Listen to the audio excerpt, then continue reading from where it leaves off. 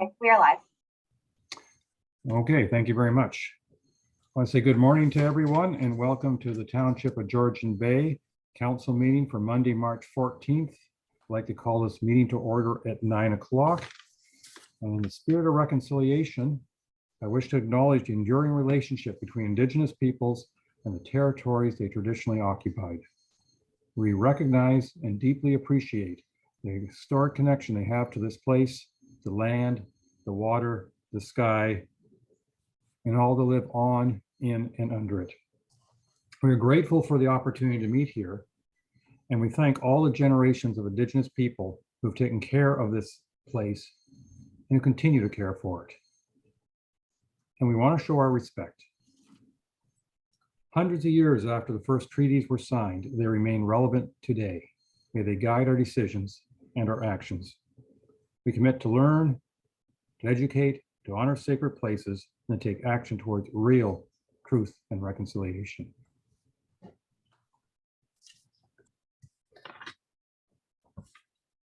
Council, do any of you have any declarations of pecuniary interest or conflict of interest or anything else you want to bring to our attention at this time? Seeing none, let's move forward then. And I believe we have 3 delegations to start our meeting this morning. And according to what I have in front of me, the first one will be Brooke Harrison of Georgian Bay Forever. Is Brooke in the waiting room? Oh, I see her name coming on. Good.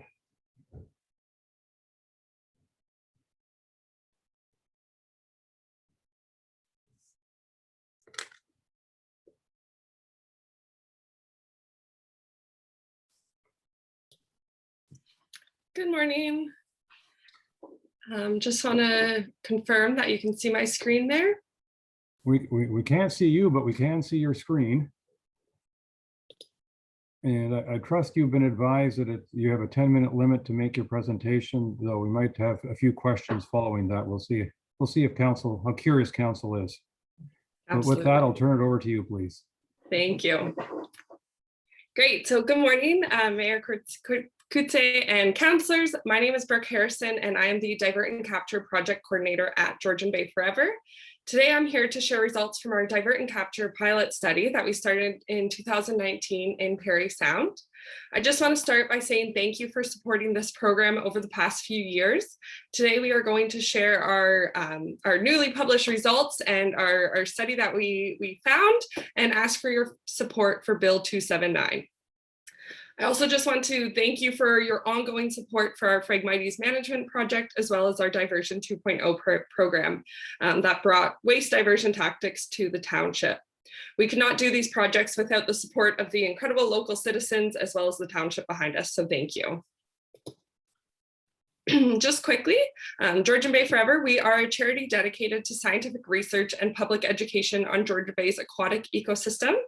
Our mission is to protect, enhance, and restore the aquatic ecosystems of Georgian Bay by funding accredited research on water levels, water quality, and ecosystems. So diving right in, what are microfibers? So microfibers our clothes are commonly made of synthetic materials such as polyester, nylon, and spandex. These fibers are essentially plastic, and we call these fibers microfibers. When we do a single load of laundry, one article of clothing can release hundreds and thousands of microfibers shed, and our Divert and Capture program is focused on microfiber shedding from our clothing when we do our laundry. So this program had 3 overreaching goals. Back in 2008, we partnered with the Rockman Lab at University of Toronto to study microfibers in Georgian Bay. Microfibers are a common contaminant in the Great Lakes, and studies are underway showing that they are in the sediment, they're in fish, such as lake trout and rainbow smelt, and they're in our drinking water, they're in the air we breathe. Essentially, everywhere we look, we are finding microfibers. Microfibers are some of the most common microplastics in the Great Lakes, and as we know, one common way they are shed is through our synthetic textiles. Divert and Capture was to better understand the impacts and try to quantify the amount that could be diverted. We believe this pilot project was the first of its kind in Canada, and it involves working with 97 households in the town of Parry Sound. This project had 3 overreaching goals, which you can see here. The first was to physically divert microplastics and microfibers from entering the water at the source, which was the wastewater treatment plant, and to engage the community in shoreline cleanups, as well as do public presentations and workshops. Today, I'm going to just focus on that first one here, though, which is our pilot study, which proved that these filters are an effective way at stopping microfiber pollution at the source. And back in November 2021, 2021, we are very excited to share that the results of this study was published. So just some background. So as recent as 2011, it was identified that every time we do a load of laundry, 700,000 fibers can be shed per load. So there's a lot of research coming out of the amount of microfibers being shed. And we know that source is from our washing machines, or one of these sources is from our washing machines. Stopping the pollution at the source is the most efficient way to stop these fibers from entering the environment. These plastic fibers never really go away. They just get smaller and smaller and nearly impossible to remove once they are in the environment. And I just want to touch on, yes, wastewater treatment plants, they are very efficient at capturing. They can capture up to 99% of these microfibers, but that 1% that still enters the environment is in the trillions every single day. And that 99% that is captured is often used in the form of sludge, which is then used on agricultural fields as fertilizer. So it's still in the environment. And again, these fibers never go away. They just get smaller and smaller and very challenging to deal with.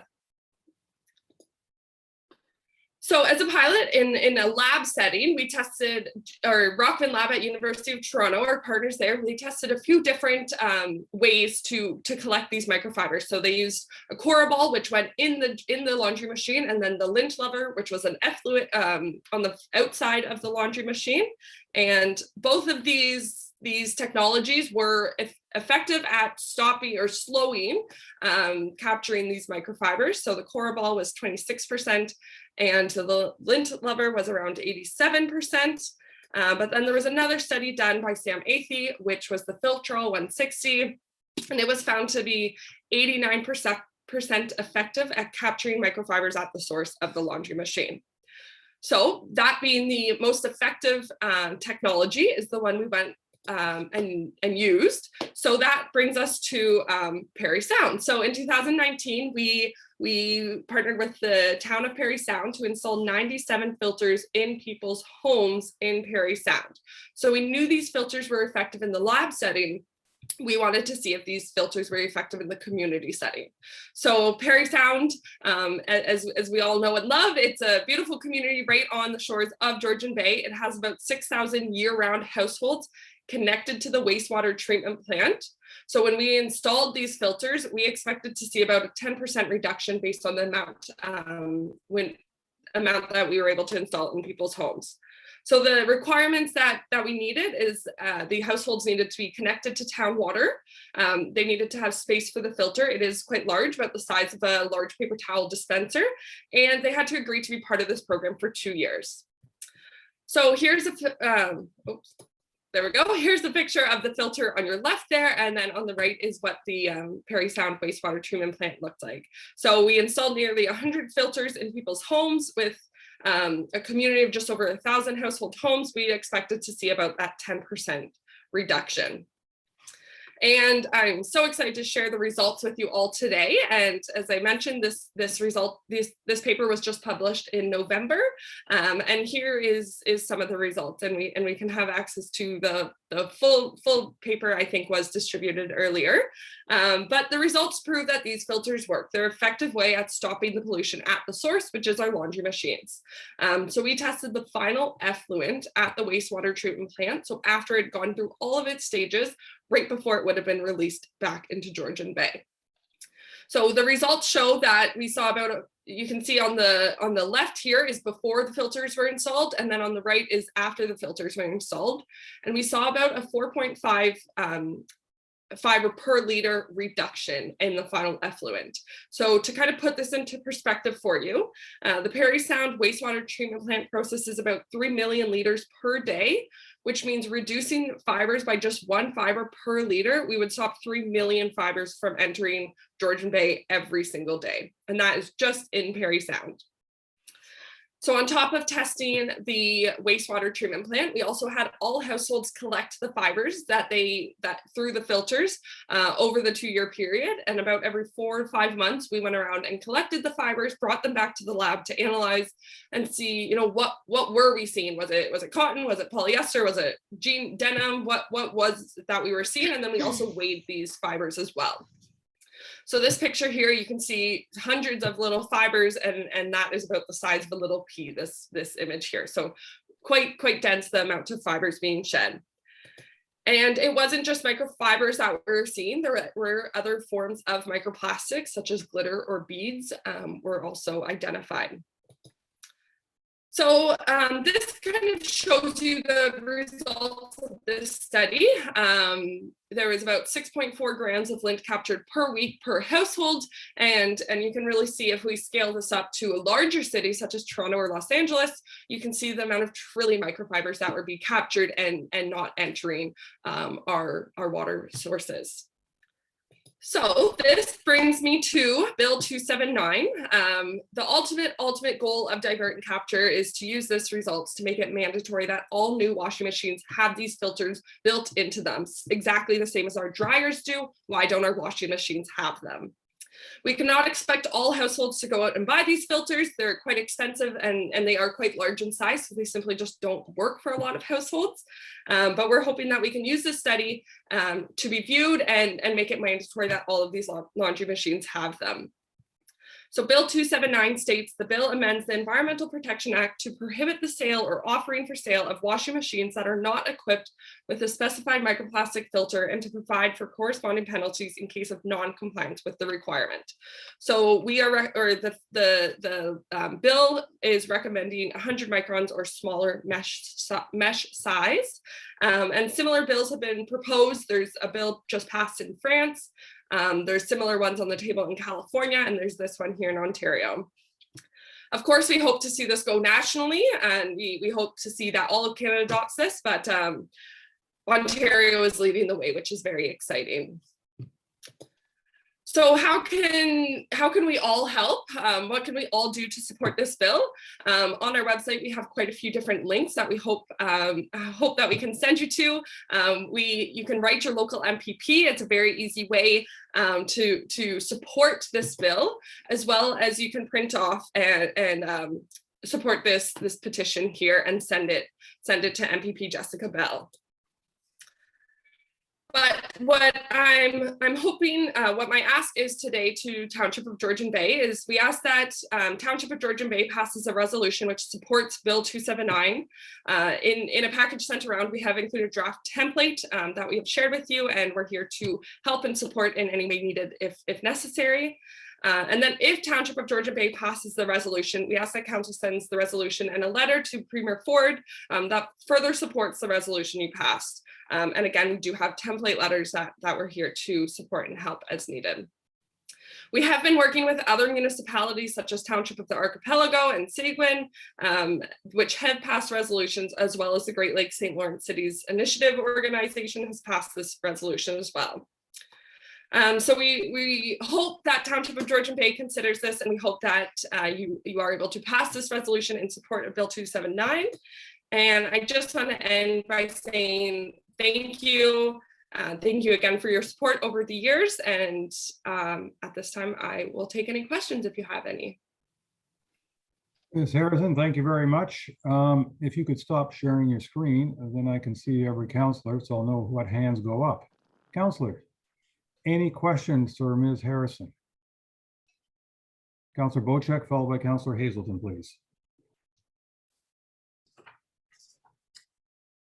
Yes, thanks for the presentation, very informative. Just wondering if there's been any studies of microfibers leaching out of septic beds or leaching beds into the water system, because I believe over 90% of our residents are on septic systems, And of course, we know the way they work, the water goes into the ground and then is filtered and then evaporated on the surface. So I'm not sure that any of these fibers would get to our waterways, but perhaps you have some information on that. Okay. Yeah, and I'll just say my colleague Heather Sargent is here as well. But yeah, so these filters were actually originally designed for septics to stop microfibers from clogging and entering septics. There's a few different answers to that. There has been studies. We do have a great article that I can pass around to council today to kind of lay it out. But essentially, often these septics are, when they're pumped out, they are brought to a wastewater treatment plant. So they're still in the system, but also in a septic, these fibers are so fine and so small that they often get into the groundwater and enter the environment that way. So they are still entering the environment from these septics. So it is still effective to either have these filters or have a washing machine with these filters. And Heather, maybe you can add on to that if you'd like. No, that's great information. I appreciate that. Thank you. Thank you. I'll make sure to send around the article that kind of goes into more detail. Councillor Hazelton.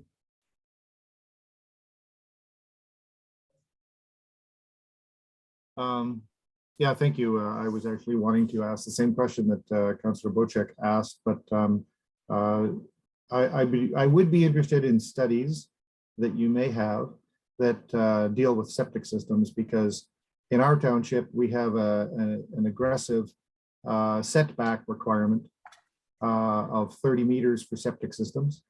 And it's hard to comprehend how microplastics could make it 30 meters from a septic system out to the waters in front of our cottage. So, you know, statistics that you have and studies that you have that demonstrate effectiveness in a septic environment, I think would be critical before we would want to jump on this. As Councillor Bocek said, most of our residents are on septic systems.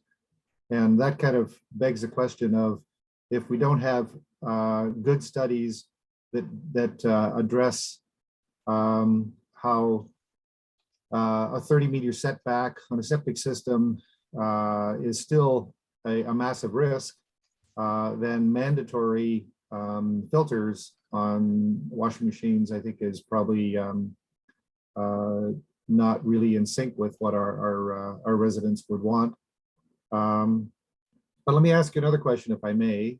When the filter is plugged, or sorry, when the filter is needing to be cleaned or whatever, where does it go? So yeah, it's the same as with our dryers, the microfibers in our dryer, we just dispose of it in the garbage. And then it's in the landfill. And we know, of course, it's not, then it's concentrated in the landfill. We know that's not the ideal situation. And there is some research going on of you know, can we separate that? Can we reuse those fibers? I think we're a long way out from that. So right now it is just disposed in the garbage. But I'll, to touch on your first one, is I'll absolutely send some studies and reports around about the septics. And my apologies, I should have included more of that. We'll say on the septics, I don't think there's been a lot of studies done on the sort of filtration bed, but I think to Brooke's point is when these are pumped out, these go somewhere, and that's where they end up being leached out into the environment. And the other thing is that the Great Lakes itself is just being polluted by all of these microfibers. So even if your residents per se are not the ones that are polluting it, it's still getting in the water from thousands and thousands and thousands of other households. And I don't think that we particularly think that that's a good pollutant to have in the water. So it could be about supporting getting this on other people's households in Toronto and all kinds of cities around the Great Lakes. I don't have a problem with encouraging people on municipal sewer to do this. Something you probably want to know, if you talk to septic installers in our township, you will likely hear them say that a properly operated septic system will last 20 or 30 years and doesn't need the 5-year pump outs that you often get in a more kind of land-based permanent use or a full-time use environment. So I think the risks are very low, and I'm not sure I would be find a path to support mandatory filters because you can circumvent them anyways. You can just take your filter media out and let it run free if it's annoying you, or if it's too much of a bother to clean it all the time. And I know people who don't even clean their dryer vents. So no, those are other problems. But anyways, enough for me. I'll turn it over to the mayor. Thank you. Thank you. Councillor Cooper, please. Thank you, Mayor Kutzer, and thank you, Brooks. Just further to the questions about septic systems and observations. First, I certainly do support households that are on town systems, city systems, etc. I think that makes sense. I will note that there was a reference to groundwater. We don't have groundwater at most of our locations where we have septic systems. We have Canadian Shield. So there's no sort of flow, shall we say, into the groundwater, which I think is an important point. So if you're going to provide information, excuse me, I think it would be helpful to have information that relates to Canadian Shield septic systems. That would be most helpful. Thank you. Thank you. Councillor Jarvis. Yeah, I'm thinking along the same way as a number of councillors before me here, but I think it's really important that we support this bill anyway, because quite frankly, any of us, most of us seasonal people have residences other than on the Georgian Bay, as was noted. And if we're not going to use them in our septic system, certainly we should be using them in our municipal systems. So it's a good idea, I think, for us to be pushing this bill through. And if it has to be a general usage for all washing machines, then that's the way it needs to be. I'm totally agreement. I mean, if we've got microfibers going from our septic systems into the lake, we've got more serious problems with our septic systems than just microfibers. So we have to be more closely looked at there. But I have no issue supporting this bill. It's a great idea.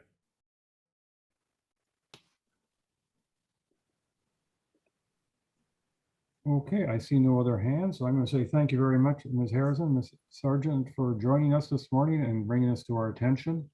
And I imagine that council will wish to pursue considering the draft motion that you have given us.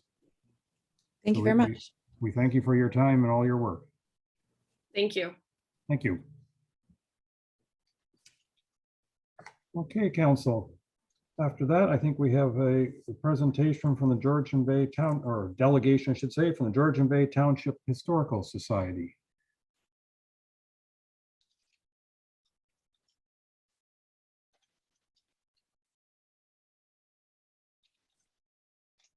I see Mr. Breckbill has joined us and Ms. Emmett.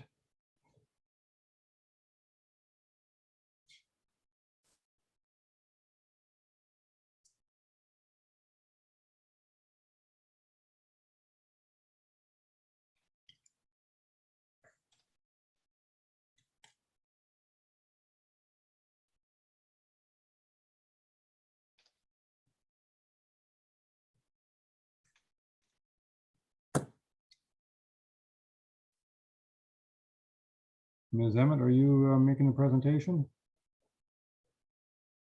You are muted.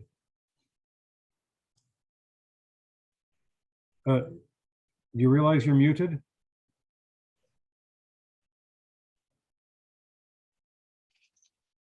Ms. Emmett, we can't hear you.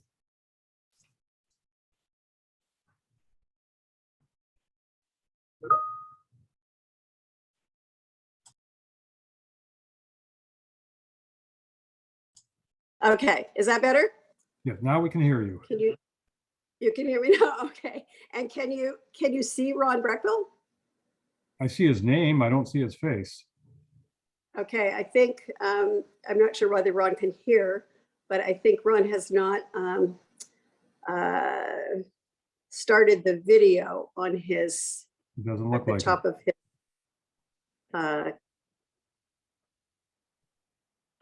Can you hear me? We can hear you I can now. hear you, Ron. Oh, now we can see you. All Oh, right. there he is. Okay. Um, All right. Thank you. Forgive us. We're senior citizens with limited technical ability. Good Good morning, everyone. And thank you for having us here this morning. My name's Naomi Emmett, and Ron Breckbill, the president of the Georgian Bay Township Historical Society, and I, as the director, are here on behalf of the Historical Society. In our written submission, we began by reviewing our 30-year history, our accomplishments, and our current activities. We really hope that you've had an opportunity to read this brief summary, as we believe it tells in more detail what we are all about. But in short, our society began with the rescuing of one of Port Severn's original homesteads, the Bressette family home and barn. Over the past 3 decades, we've restored and maintained it for this township. It has offered valuable community office space and served as a beginning of our township heritage park. Over the years, we have added the Lock 45 Lockmaster's office, the City of Dover propeller, and of course, more recently, the David Millen cabin, a national treasure and worthy of international recognition. So this leads me to our first request of council. We ask that the park containing our historical buildings be formally named by this council. We ask that it be formally named the Bressette Homestead Heritage Park. Our historical society often refers to it as in this with this name, but we would like it to be formally called that, and proper signage be put on it so that people understand what that collection of buildings are. Ron? Okay. Well, last summer, we were very pleased to see our park being used for the township's farmers market. Our historical society docents attended and were able to introduce dozens of visitors to the Heritage Park displays. Unfortunately, because of inadequate shelter, the weekly market was at times canceled due to inclement weather, and this leads us to our second recommendation. It is our recommendation that the township build a shelter approximately 10 by 50 that resembles a farmer's drive shed from the period of the 1890s Bressette house and barn, as shown in the attached sketch that you received in your package. This could be used for vendors at the farmer's market, preventing the cancellations due to rain, at a Christmas market and tree lighting festival that was proposed last year, but couldn't happen because of the lack of covered space, and it could be used for other events throughout the year. The Historical Society wants to participate in terms of design, providing volunteers to help build and supervise, obtain materials, and share in the funding, much as we did for the Milne cabin. We initially perceived this to be a relatively simple building project. After talking to township staff, we discovered that it would involve additional steps such as surveys, engineered drawings, footings, etc., making it difficult for the Historical Society to proceed without the partnership of council, providing its direction to staff, its assistance, and funding in bringing this project to fruition, and hopefully in time for this summer season. If you would be prepared to partnership with the Historical Society in the construction of this shed, then we can provide our volunteers and some funding to make this great addition to the Bressette Homestead Heritage Park. This will allow us to continue on with our plans to further enhance the park, installing proper signage, constructing pathways connecting the Waterfront Park to the Bressette Park, to the library, and on to the municipal buildings, thus creating a true town center for Port Severn. Certainly a legacy could be left by this council. So I thank you very much for allowing us to present this, and if you would have any questions, we'd be more than happy to try and answer them for you. All right, well, thank you very much for that. Council. Any questions or ideas? Councilor Wienko, please. Oh, thank you very much, Ron and Naomi. Yeah, I think we need to have a little discussion on this, and I'm not quite sure where it would fit into our agenda today, but I'm concerned that that the Historical Society has good intentions, has a certain amount of funding and volunteerism that can be put into this project, but there seems to be a need for a number of other studies like engineering and surveys and so on, which I really question the necessity of it. And so I would just my question, I guess, is to Brad to find out, can any of this work be done at either a reasonable price, or is it really necessary to have an engineer involved with this type of construction? I'm wondering if I could suggest that during the delegation, it's time to question the delegates. And if you want more information from staff, we should add it to an agenda to get involved with the staff.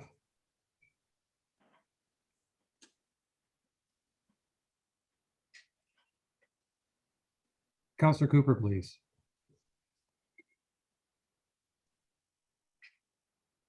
Yes, this is a question for the Historical Society.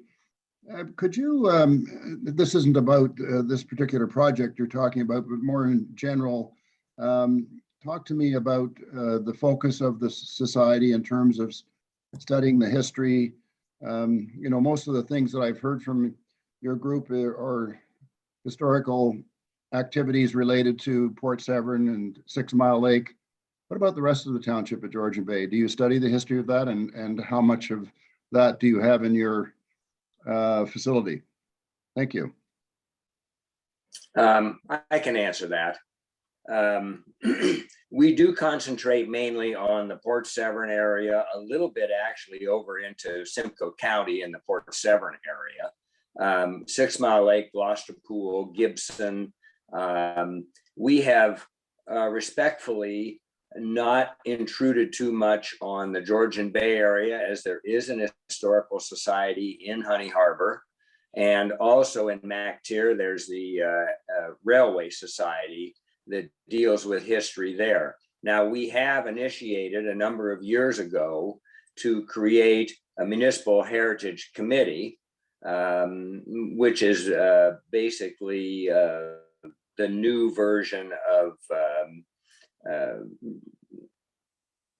the LACAC, which was a local historical society that would function through the municipality, which we already had in place.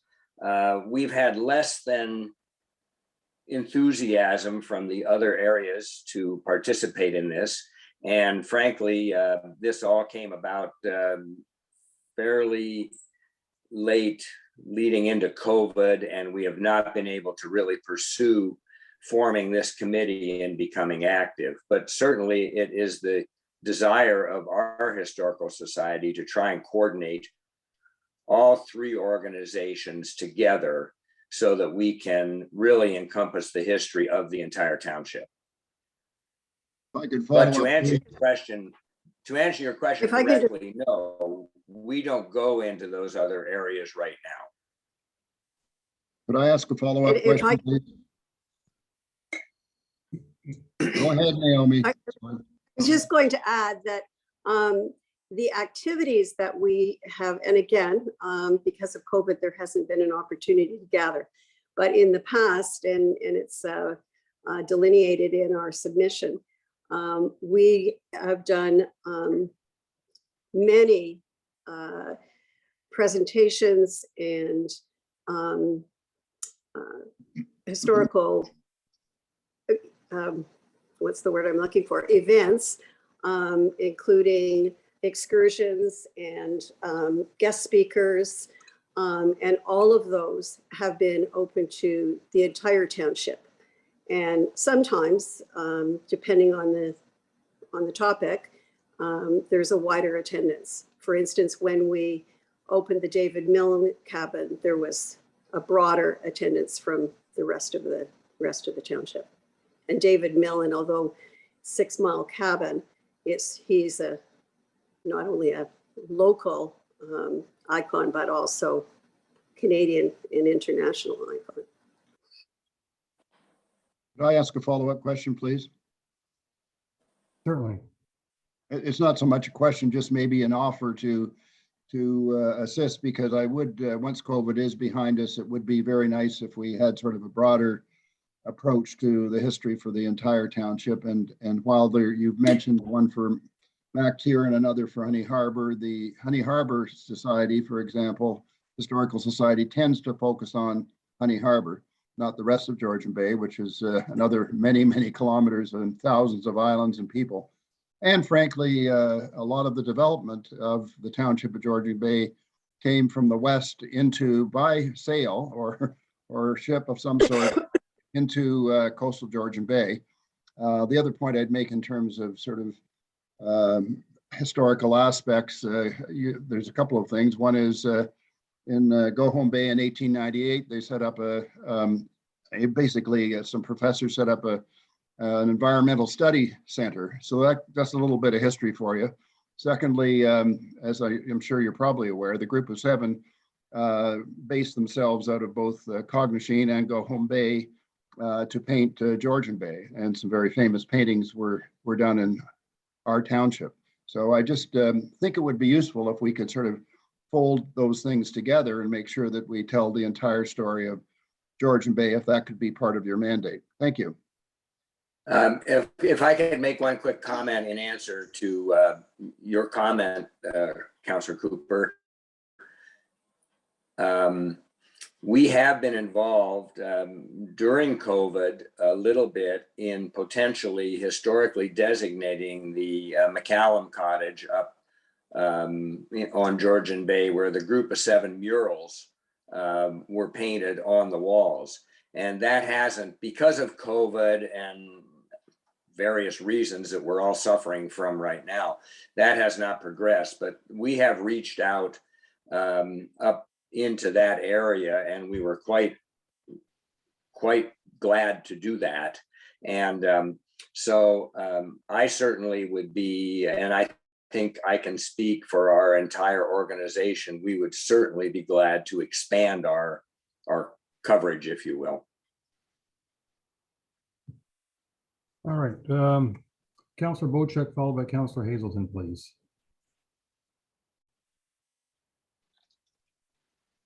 Or did we lose Councillor Bochek? All right, in the meantime, Councillor Hazelton, can you go ahead, please? Yes, thank you, Ron and Naomi.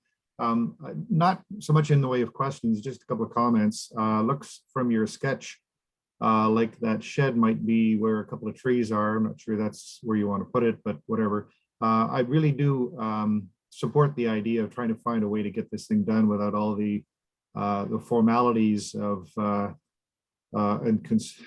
I guess formal processes.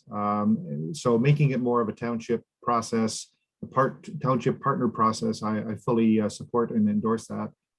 I would also ask that you think about further partnership with the Township of Georgian Bay's public library system, where we currently have the Port Severn branch in the services building there at the township. But Councillor Jarvis and I sit on the board of the library, and from time to time we hear talk about moving into the Bressette house. It has been discussed in the past. I don't know if it's something that you would be interested in, but I would think that if there is an interest in doing that, and if there is value in the public library Port Severn branch kind of assisting in that historical thrust, then there could be some good synergies there, and I would welcome an opportunity to discuss that further with you. Other than that, I don't have any questions. Thank you. All right, thank you very much. I don't think I've seen any other hands raised. So Ms. Emmett, Mr. Breckbill, thank you very much for coming and making this presentation, and I'm sure there'll be some further discussion on it. Thank you very much. Appreciate it. Thanks very much. Have a good day, everyone. You as well.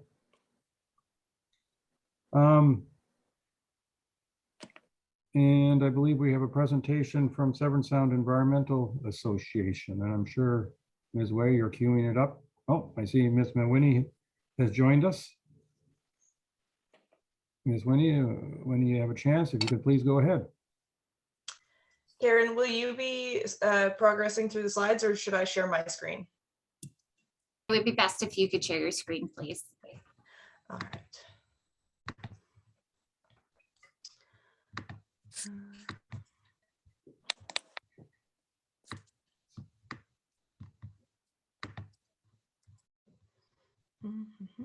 Sorry, just give me 1 second. Can everyone see that? Yes, we can. Thank you. Perfect. All right. Well, good morning, everyone. Your worship, members of council, staff, ladies and gentlemen, thank you for allowing me the opportunity to present today. My name is Shannon Mawhinney, and I'm the Watershed Resilience Coordinator at SSEA, or Severn Sound Environmental Association. And today I will be presenting to you on the Honey Harbour Depave project that we are partnering with your municipality on.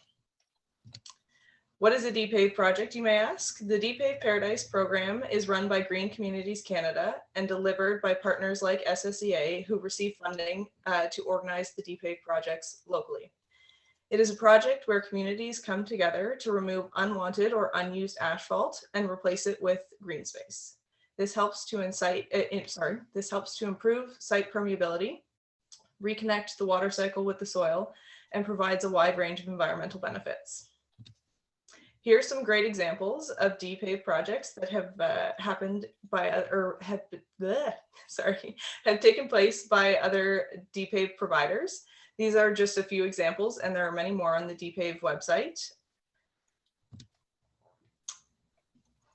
There are a wide range of benefits to Depave projects, and some are listed here on the screen, including reduced hardened surfaces, improved stormwater infiltration, improved water quality, wildlife habitat, educational opportunities, and community engagement in the project. The key benefit is increased site permeability, which reduces the runoff that makes its way into municipal stormwater treatment facilities and reduces contaminants that reach our rivers and lakes, thus saving taxpayer dollars. As well, Depave projects provide help to reduce flooding and erosion and provide critical wildlife habitat for our native pollinators. Depave events take on a festive atmosphere where volunteers help to remove the unwanted asphalt. The area is then repurposed and replanted with native plants. And as I mentioned, the Depave project is funded through Green Communities Canada, which offers partners approximately $7,500 to purchase materials for the site restoration, plus funds to support the project coordinator. The Honey Harbour Park Revitalization has many components to it, including the pavilion/rink, an Indigenous medicine/ceremonial garden, the planned Depave pollinator gardens, and the proposed pickleball courts that the council will discuss today. We've been working with municipal staff to secure funding for this Depave project and begin planning. If the township chooses to move ahead with the pickleball courts at Honey Harbour Park, we would like to encourage the township to consider a permeable paving option. As I mentioned, the main goal of the Depave project is to reduce the amount of paved area and increase site permeability. As the plan for the park is to remove the existing rink, it would be ideal to not replace it with the same amount or greater impermeable surfaces for these new courts. Many Depaves and other projects have used permeable paving for accessibility or maintenance reasons, and for a wide range of sporting courts and tracks. Permeable paving options can be up to 70% permeable, allowing most of the water to infiltrate and replenish groundwater sources, preventing problems like erosion and flooding. SSEA is looking forward to partnering with the Township of Georgian Bay on this exciting project, and thank you for your time. If you have any questions, I would be pleased to try and answer them. Well, thank you very much for that. I greatly appreciate it. I'm wondering if you all right, you saw me coming with my next request. I appreciate that. And I see Councillor Bochek has been let in and is able to rejoin us. I'm glad to see that. Council, any questions? Councillor Hazelton, please. Thank you, Shannon, for the presentation. I love the idea of permeable services and so on. The intent of your thrust here. I do have one question. That is the park in Honey Harbour, where I think they're talking about pickleball courts. I'm wondering, is that the same surface as they try to make ice on in the winter, and would that create a problem for the skating rink? Through your worship to the councillor. So the plan for the park is to remove the existing rink pad. My understanding is to remove the existing rink pad and make a smaller covered pavilion that will then be used for the rink in the future, whereas the pickleball courts will be an entirely separate component from my understanding of the plan. Great. So I love your idea here. I think it's great. Thank you. Thank you. Any other questions for our delegates? I'm not seeing any. You obviously did a very effective job. Thank you. Thank you very much for joining us, and hope the rest of your day goes smoothly. Thank you. As well.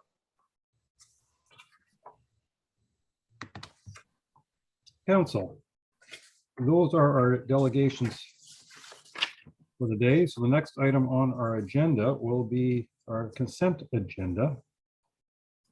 And I have moved by Councillor Bocek, seconded by Councillor Jarvis. Be it resolved, the council adopts the consent agenda of March 14th, 2022 as circulated, which of course leads me to the question, are there anything that people wish to pull for a separate vote? And again, I'll remind you that if you vote in favor of an item, that doesn't prevent you from actually asking your question to or bringing it up as a discussion matter. But I just want to know if anybody wants anything from the consent agenda pulled for a separate vote. I'm not seeing any hands raised, so I'll say, again, moved by Councillor Bocek, second by Councillor Jarvis. Be it resolved that council adopts the consent agenda March 14th, 2022 as circulated. All those in favor? And that is carried. Thank you very much.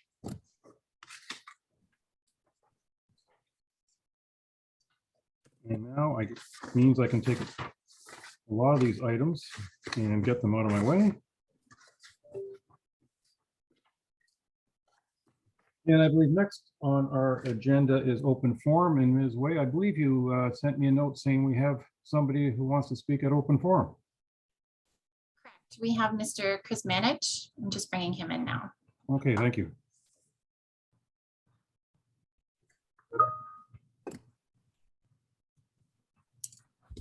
Hi, everyone. Hello. It's Rob and Michelle Kuzmanich, and thanks for letting us join you today. I hope you can hear us and we can see certainly hear you.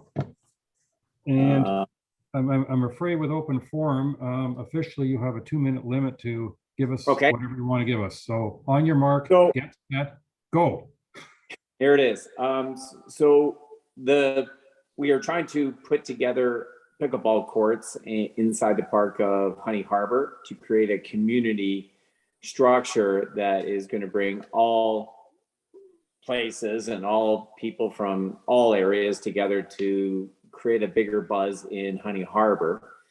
My wife and I have raised $160,000 among the cottagers and associations to show how important this activity is and to create a community project in the park.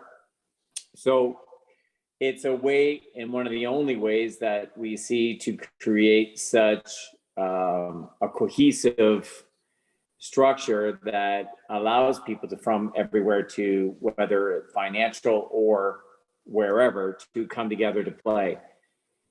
Pickleball is the fastest growing sport, as most of you probably have heard, in North America, and it's growing at 30% a year.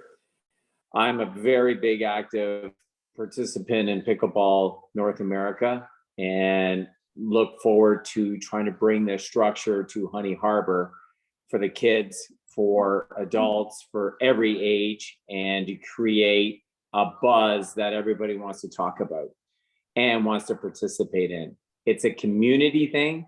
It's not a private thing. It's something that everybody will be involved.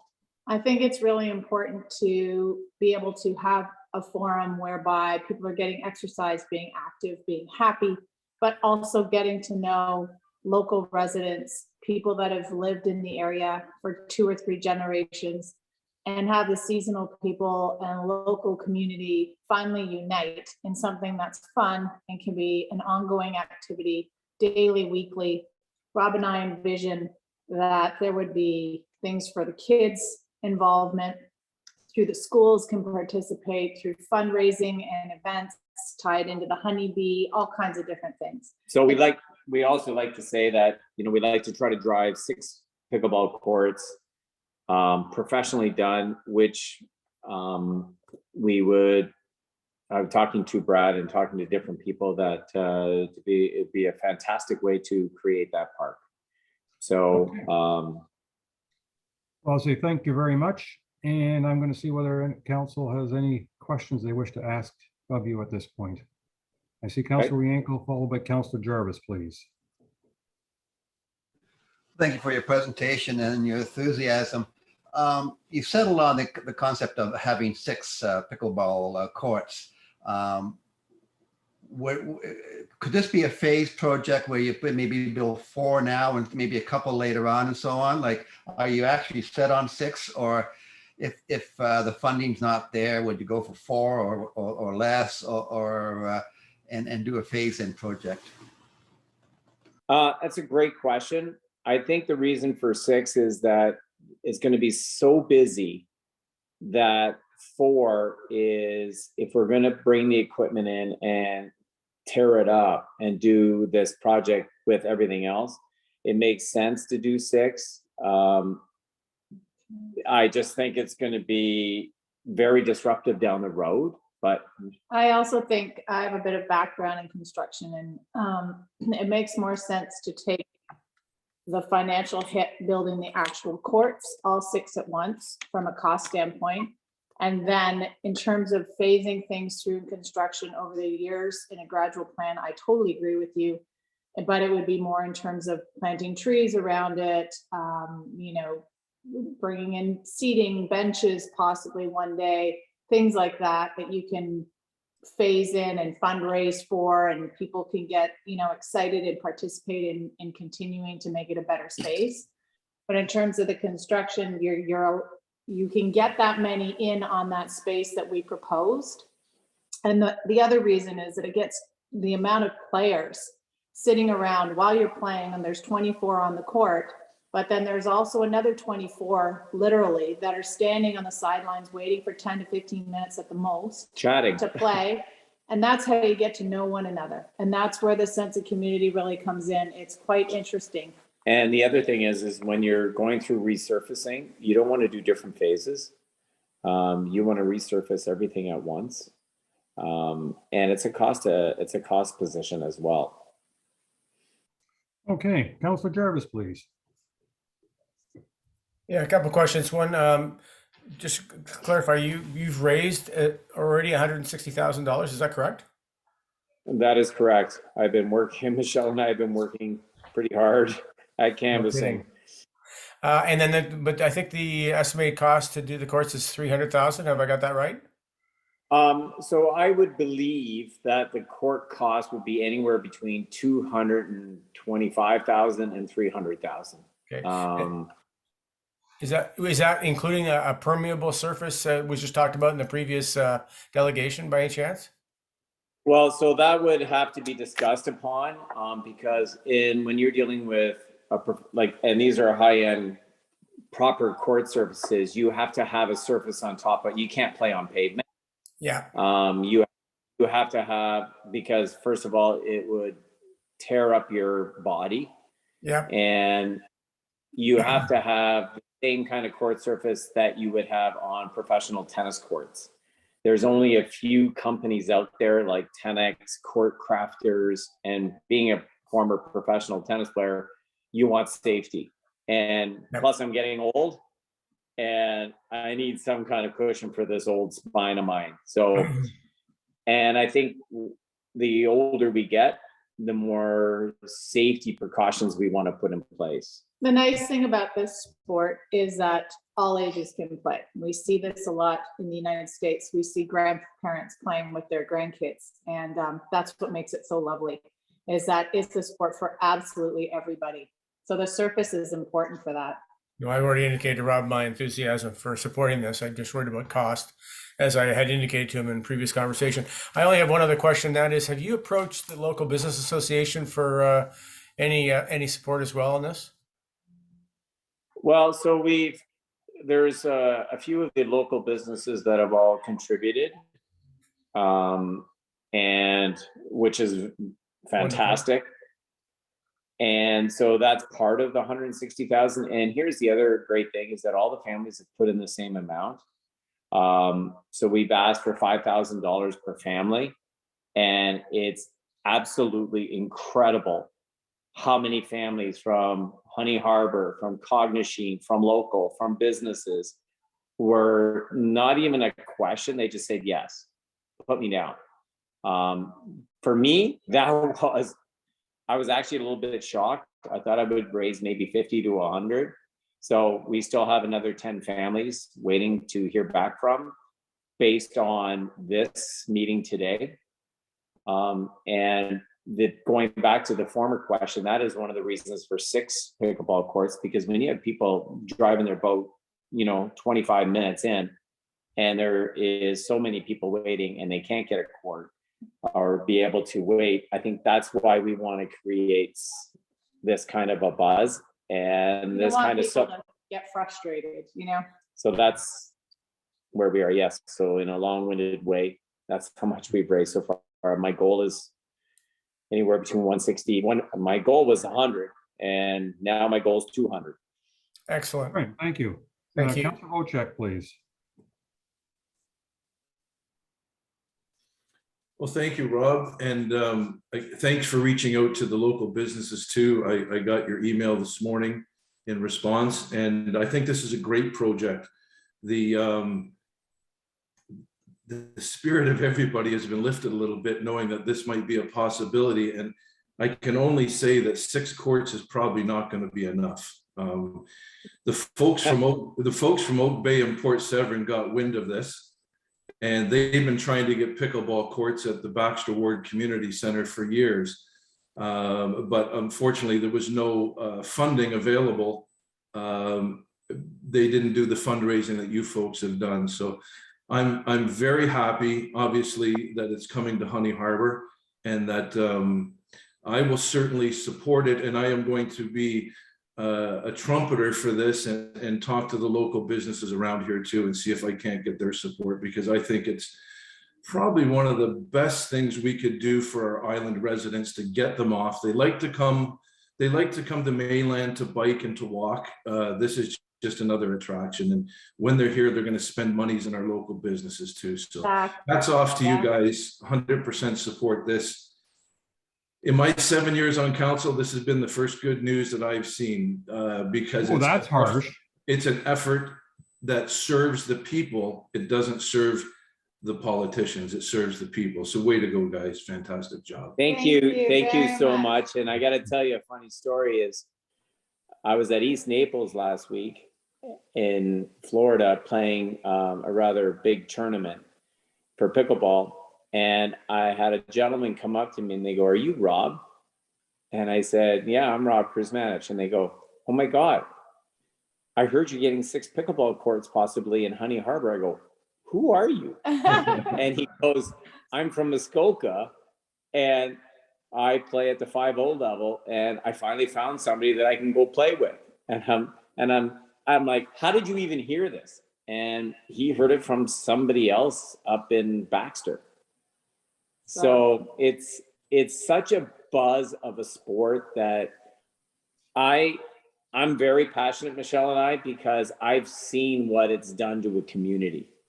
Yeah. And I know that between all the local, all Cognition, all Honey Harbour, all Baxter, I don't care where you're from, it'll bring everybody together. Yeah, it's interesting to me when we started coming down here a few years ago and spent so much time. I thought I was really going to miss our friends and our family, and it was kind of an odd thing, and COVID forced us to stay the first year. And now I walk in and it's, hey Mitch, hey Mitch, hey Mitch, how are you, Michelle? How you doing? And I can't believe it. I have such a sense of community, and it was all through pickleball. It was not through tennis. It was not through golf. It was not through anything else. It's pickleball. And it costs $20 to go and play, to grab some rackets from Walmart and a ball. So thank you so much for your comments. And that touches me too. I gotta get this back to council. Any other councilors have any further questions with regards to our open forum? Thank you. I'm afraid I got to keep it moving because we have a very long agenda today. But thank you very much for taking the time. As well, Peter. Thank you very much. Thank you. Okay.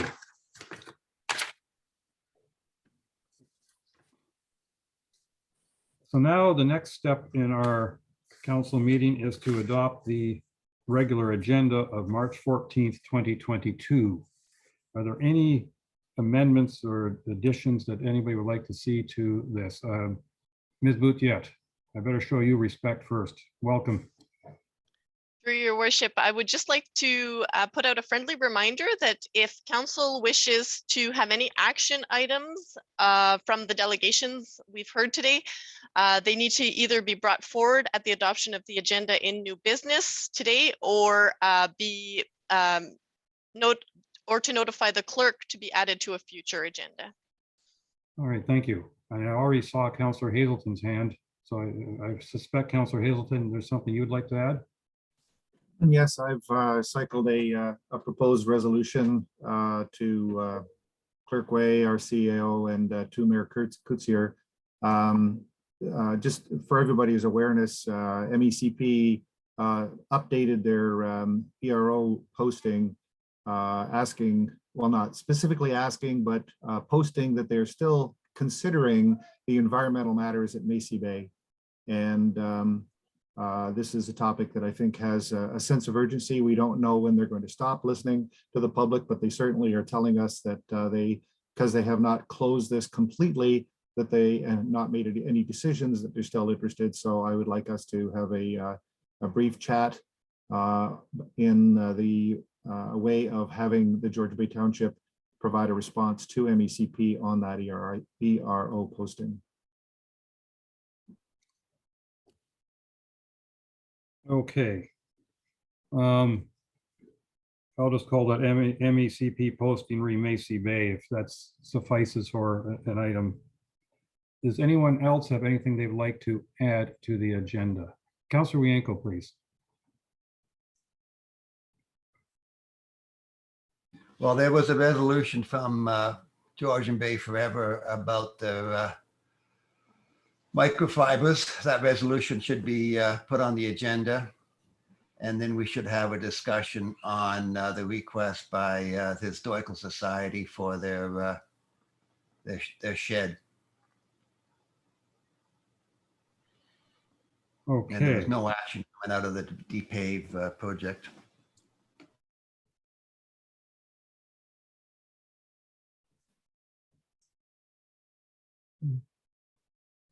So what I have at this point is, be it resolved that council adopts the regular agenda of March 14, 2022 as amended to include under new business 12E, the MECP posting Macy Bay, 12F, the Georgian Bay Forever Microfibers Bill 271 motion, and 12G, the Historical Society requests made this morning. Any comments one way or another on this, or any other additions? All right, then I'm going to call for the vote. All those in favor? And I'm seeing lots of hands, so I'll say that is carried with the additions. All right, now we're going to go for what everybody has to say about the past month or so, and I'm going to start. And I'm going to go reverse alphabetical order. So we'll start with Councillor Wienko, please.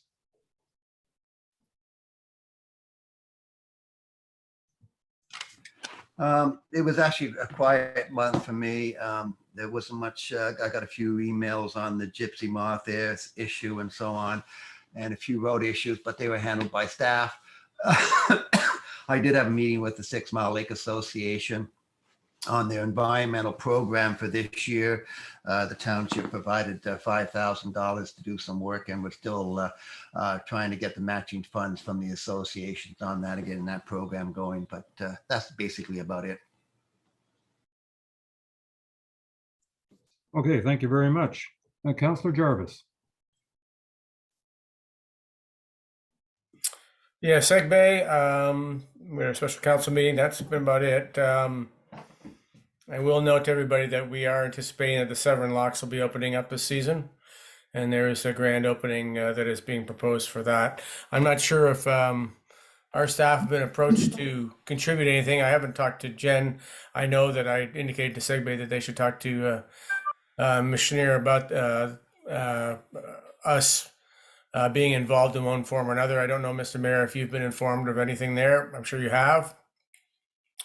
And otherwise, lots of discussion about things like the Just Point issue up in Wawatasi. So it's involved a fair bit of discussion. Other than that, pretty quiet. All right, thank you. Councillor Hazelton, please. We'll start off with a couple of items, more of news items that I was asked to not turn into resolutions. The first one being Northern Development MNRF provided us a letter regarding the LDD moths, and they've conducted significant surveys in the area, and they've mapped out the proposed devastations for 2022. We are in the area of moderate to severe defoliation. I think that's an important thing for us to understand. Their letter reviews things that homeowners can do, and they also acknowledge the desire that a lot of people will have for aerial spraying. Sadly, the aerial spraying company that was delegated to us in January closed their policies at March 1st. And I've already heard from one group up in Cognisheen who have been told that they are no longer being considered because they are not in the area of, call it, denser applications. So there's going to be some fallout there. On another topic completely, we're all hearing continuously of the crisis in Ukraine. I just wanted to highlight the fact that there's a group in the Honey Harbour area who have provided $10,000 in funding to Samaritan's Purse to assist in that, and I thought that was kind of noteworthy. As far as other activities I've been involved in, as you know, I'm the township rep on the GBA Coastal Protection Committee. And we are proceeding with a comparison of the several townships up and down the eastern shore of Georgian Bay, looking for synergies from a planning and environmental matters and opportunities to learn from each other townships. I also have had the opportunity this month for discussions with our CAO and some of the staff, and I just wanted to make comment that I think that as a working, effective township, opportunities like this are absolutely critical, and I absolutely applaud Julie, our acting CAO, for opening the door, so to speak, for these kinds of conversations and exploring topics in a slightly informal manner, where I think we can all learn from each other on it. So thank you for that.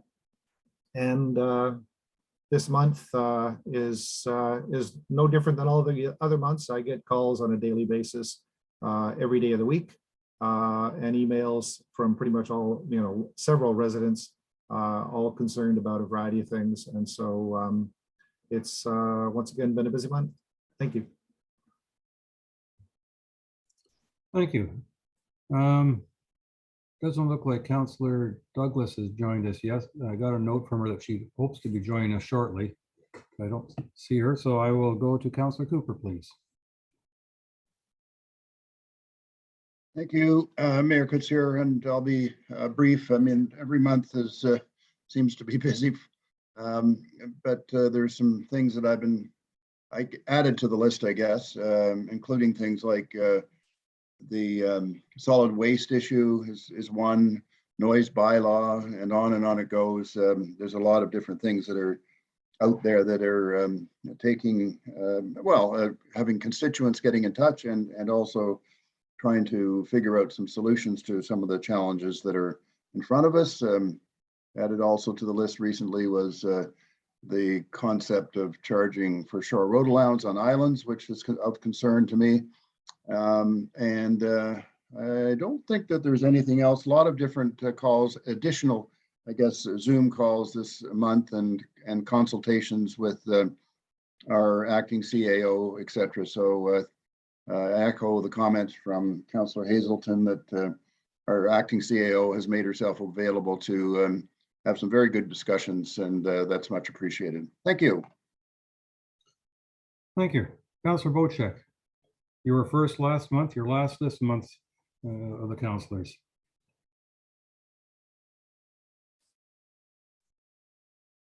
Is it my imagination, Councillor Bocek, or are you frozen? Ooh, not a good sign when he disappears.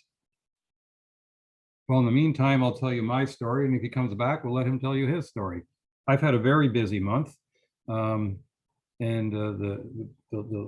both Councillors Hazelton and Cooper mentioned a number of conversations with Ms. Boutiette, and I will admit that our acting CEO has kept me busy with numerous meetings, all to the good. Also, numerous topics have come up. I don't know how many meetings I've been at, a number of different meetings on the solid waste challenge with different people.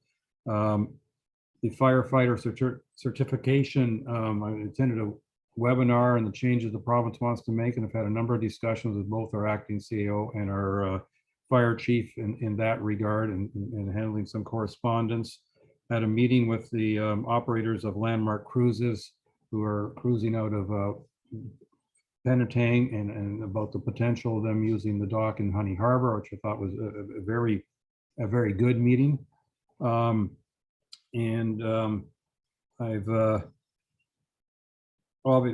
involved with a couple of pickleball meetings, and also was interested in a group called Shared Path out of Toronto, and they're trying to involve Indigenous individuals and values in planning for municipalities in Ontario, and they asked the Muskoka and area Indigenous leadership table to make a presentation, and there was 3 of us involved in doing that to them for a lunch meeting, and I thought that was very successful.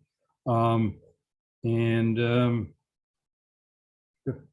many other things really to mention here, other than Ms. Boutiette and I had to deal with the media a little bit from the press release we released in regards to floating cottages.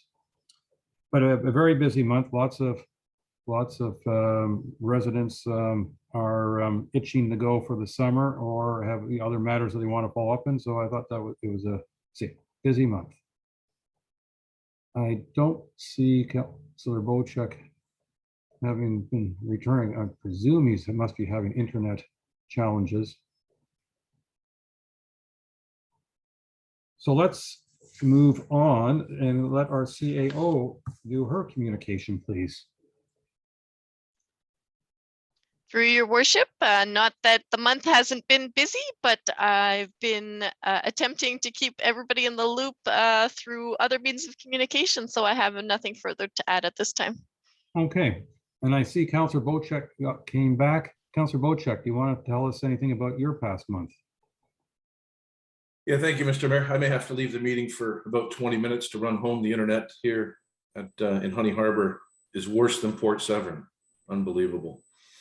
My month, not real busy.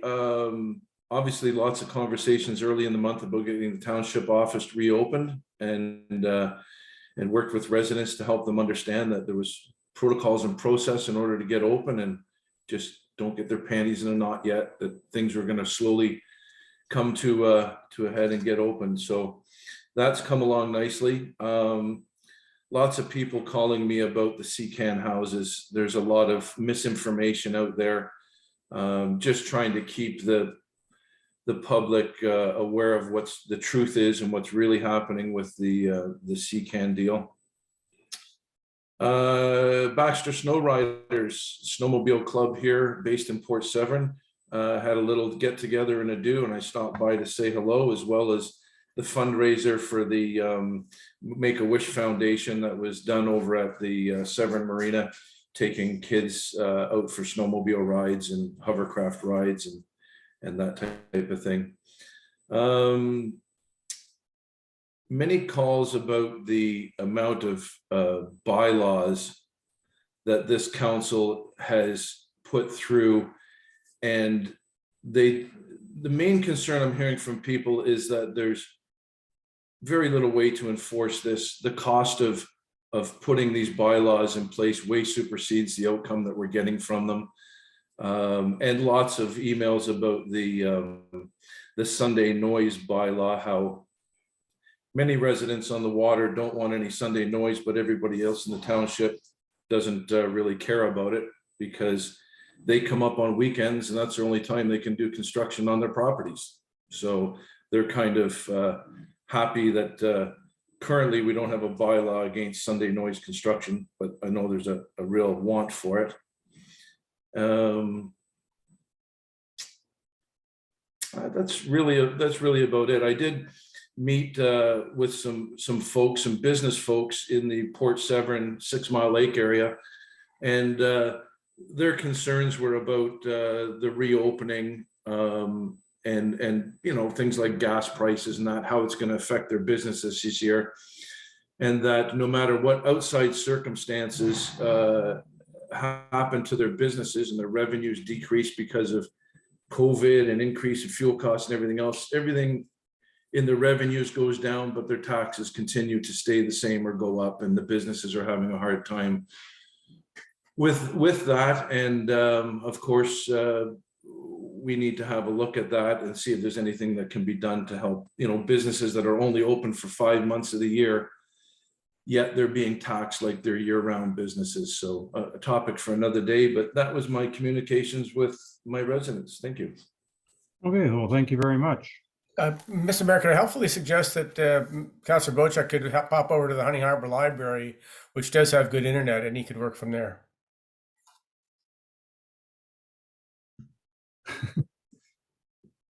All right, thank you. I'm not sure they let me in libraries anymore. That takes us to our staff reports, and we have a long list of staff reports to go through. And I'm going to comment on the first two items that we have, that while they may look like they are planning matters, with discussion with staff, we thought they more belonged in our council meetings because they're actually financial asks, not planning asks. And so that's why we brought them over into council. And with that, I'd like to start with the Waterfront Policy Review item, Development Services Department Report 2022-14. Dr. Espilla, I see you on screen. Good morning, and please tell us what you'd like to do for the Waterfront Policy Review. Good morning, Mayor Couture and Council. Thank you for considering this report. So we are requesting, administration is requesting that Council direct administration to prepare Waterfront Policy Review, and that is building on Council Resolution P023 of 2021, and that is item 2. Second of all, we are requesting funding to prepare this study. As background, there was a previous report that administration brought to council in January that indicated that we'd be using funding from the operating budget. That information was updated in consultation with the finance department, and it was determined that our funding for consulting fees had dropped from $240,000 to $140,000 for 2022. In order to prepare this Waterfront Policy Review study, we are requesting that $55,000 be drawn from the reserve fund for an official plan review, and we are requesting that council earmark that 55,000 that we're proposing to draw from the reserve fund to replenish the amount drawn as part of the budget for fiscal year 2023. Additionally, we're requesting that council approve the use of sole source provisions in our procurement policy to retain the services of J.L. Richards and Associates Limited to prepare the waterfront policy review as described in this report. So as background, council may recall that J.L. Richards has been the consultant that the township retained as part of our RFP 2020-14 to provide general planning consulting services for the township of Georgian Bay. And through their provision of general consulting services, planning consulting services, they have done $13,000 worth of work on the waterfront policy review to date. That's excluding HST. And we are recommending that council continue to make use of the services of J.L. Richards and Associates to prepare the waterfront policy review. So that is a summary of our request for the waterfront policy review. It is building on the terms of reference that council has previously approved this past January. And I'd be happy to turn it over to council for any questions that they may have. Thank you. Okay, thank you very much. I have Councillor Wienko followed by Councillor Cooper, please. So you're asking additional 55,000 and you already have 140,000. So that would be a total of 195 that you need for this study. But of that 195, how much of that would be spent in 2022? If it's not all going to be spent in this year, then we could, spread it over a number of years. So is this project going to be completed this year totally at 195 or is it going to go in next year and therefore we don't need the full funding this year? Through Mayor Coutier to Councillor Rienko, the $55,000 is for the work that will be prepared this year. We are anticipating that strictly for the waterfront policy review study. And it is anticipated that the consulting team will be wrapping up their work late in 2022 on this project. So this is separate from the $140,000 that we have in our budget for planning consultants. Part of that is for J.L. Richards, part of that for the general planning consultant, and the rest is for other consultants that we retain in support of planning department operations in other studies that we may have to do through the course of our business of reviewing Planning Act applications. So just to follow that up then, so you don't have any money in the budget this year for this work, and that's why you need 55,000 and you've already spent 13. Am I correct? Through Mayor Coutier to Councillor Rienko, we do not have any money allocated for this study in fiscal year 2022. In fiscal year 2021, leading up to this, we used part of our general planning consulting budget to prepare background work because there were no funds allocated for the waterfront policy review in previous budgets. All right, thank you. Councillor Cooper, please. Thank you, Mayor Coutier, and thank you, Director Aspola. Just a couple of quick questions. I understand the sort of financial question here and request. You need 55,000 to do this work. The 140 or whatever the number is for other work that the township will do on a consulting basis. Have I got that correct? You are correct, Councillor Cooper. Okay, and does the 13,000 already spent, is that included in the 55,000? No, Councillor Cooper, that's a sunk cost out of our 2021 budget. So it's really a $68,000 ask in a sense, is that correct? I disagree with that. The total amount of the study is 68,000. What we're asking for is an additional 55,000. So it's total 68. We need 55 more. I just want to make sure that we all we're singing from the same hymn book. Thank you for that. And just in terms of the scope, I did read the report, but I'm trying to get some clarity. When we talk about, a review of our official plan and our zoning bylaws, you've had some feedback from council, you've had some feedback from the planning committee. It's my understanding that there are some outstanding issues that need to be dealt with, things like the natural state question. And I take it that's on the list for this review. But aside from sort of an examination or some additional work on the official plan and zoning bylaws for the entire township, I wanted to ask if there's really much time required, if at all, other than the specifics that we've talked about, there's any real need to work on the official plan and zoning bylaws in some of the communities that are pretty convinced that their official plans and in other words, their community plans are doing the job. So I'm just trying to make sure that we're not spending a lot of time going over things that are satisfactory. Could you comment on that, please? Mayor Coetzee to Councillor Cooper. So I'm viewing these as two separate items. So the terms of reference for the waterfront policy review, and the waterfront policy review is important because most of our development and most of our communities are along the waterfront in the Township of Georgian Bay. This is important. The specific terms of reference for this study have been approved by council in consultation with the planning committee. And this went forward back in January of this year. An official plan review I view as a further, more comprehensive review. And there's no doubt that there are a number of issues, including housekeeping issues that have been brought up and other issues that councillors have discussed with me over the last few months that we need to address.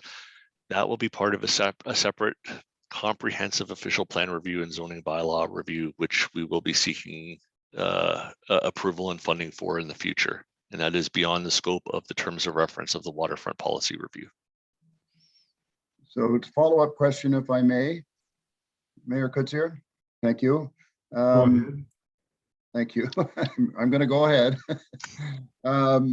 Yeah, and I appreciate the clarification and that there was direction given. I'm aware of that. I just wanted to clarify, though, that part of that waterfront would include things like natural state islands, would it not? An examination of that issue, is that correct? The mapping related to it in particular? So through Mayor Coetzee to Councillor Cooper. So from my perspective, this study is going to be what I call a foundational study. That also feeds into our official plan, comprehensive official plan review process. So there might be some recommendations that come out of this study in the final report, the phase 3 report, that get addressed in the official plan review process that is to follow on. The point that you've made about natural state islands, it is noted, and administration and our consultant are aware of it. We will have to come up with our process and how to address that. And we don't have an answer for exactly how that is going to be addressed at this point in time. Thank you. Yeah, I just wanted to comment that we did approve the terms of reference in January. But the way I interpret this, what's in front of us is that when we approved the budget for 2022, that budget did not include the monies required to do the study. And I think I'm not alone in assuming that when we were approving everything that it had been in the budget, but somehow that didn't happen. So that this resolution basically putting the funding into the budget for this study that we've been discussing for a fair portion of 2021 that we wanted to get done in 2022. Councillor Wojcik. Thank you, Mr. Mayor. From my point of view, I don't think the funding is there. I don't think we have the money to fund this. I think it's a great project, but I don't think it's a great project for 2022. I think we have other obligations financially, and this serves the wants and needs of a sector of our township, a small sector of our township. It doesn't, the waterfront study really isn't going to affect everyone. I think it's more of something we should be looking at in 2023 in the next term of council and the next budget. It wasn't allocated in this budget, and I don't see the value of it, especially when we're 6 months out of an election. I'd certainly like to see the study take place, but at a different time and when the township can afford it. And I really don't think we can now. Thank you. Thank you. Councilor Jarvis, please. Correct me if I'm wrong, we've already mandated that we, this study go ahead. So what we need to do now is try and figure out how to get the money to do the study that we've already said we need to do. I am curious, just as follow up to that, to our acting CAO, what would be in place for us to replenish this funding in 2023?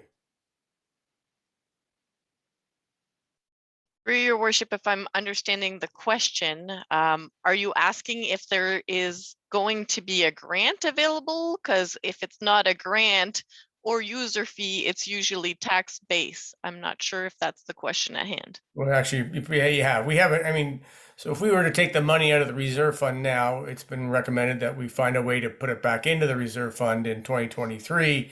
And the only way to do that is through our tax base or cut our spending somewhere else so the money can be allocated that way, correct? Correct. Yeah. Okay, thank you.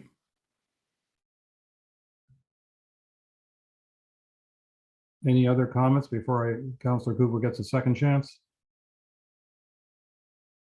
Councilor Cooper. There's a question for Director Aspla or our CAO. What percentage of our residences, dwellings are on waterfront?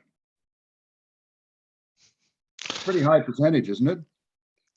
Through Mayor Coetzee to Councillor Cooper, I don't have the exact figure. You are correct in that it is a pretty high percentage of our residential development is on waterfront.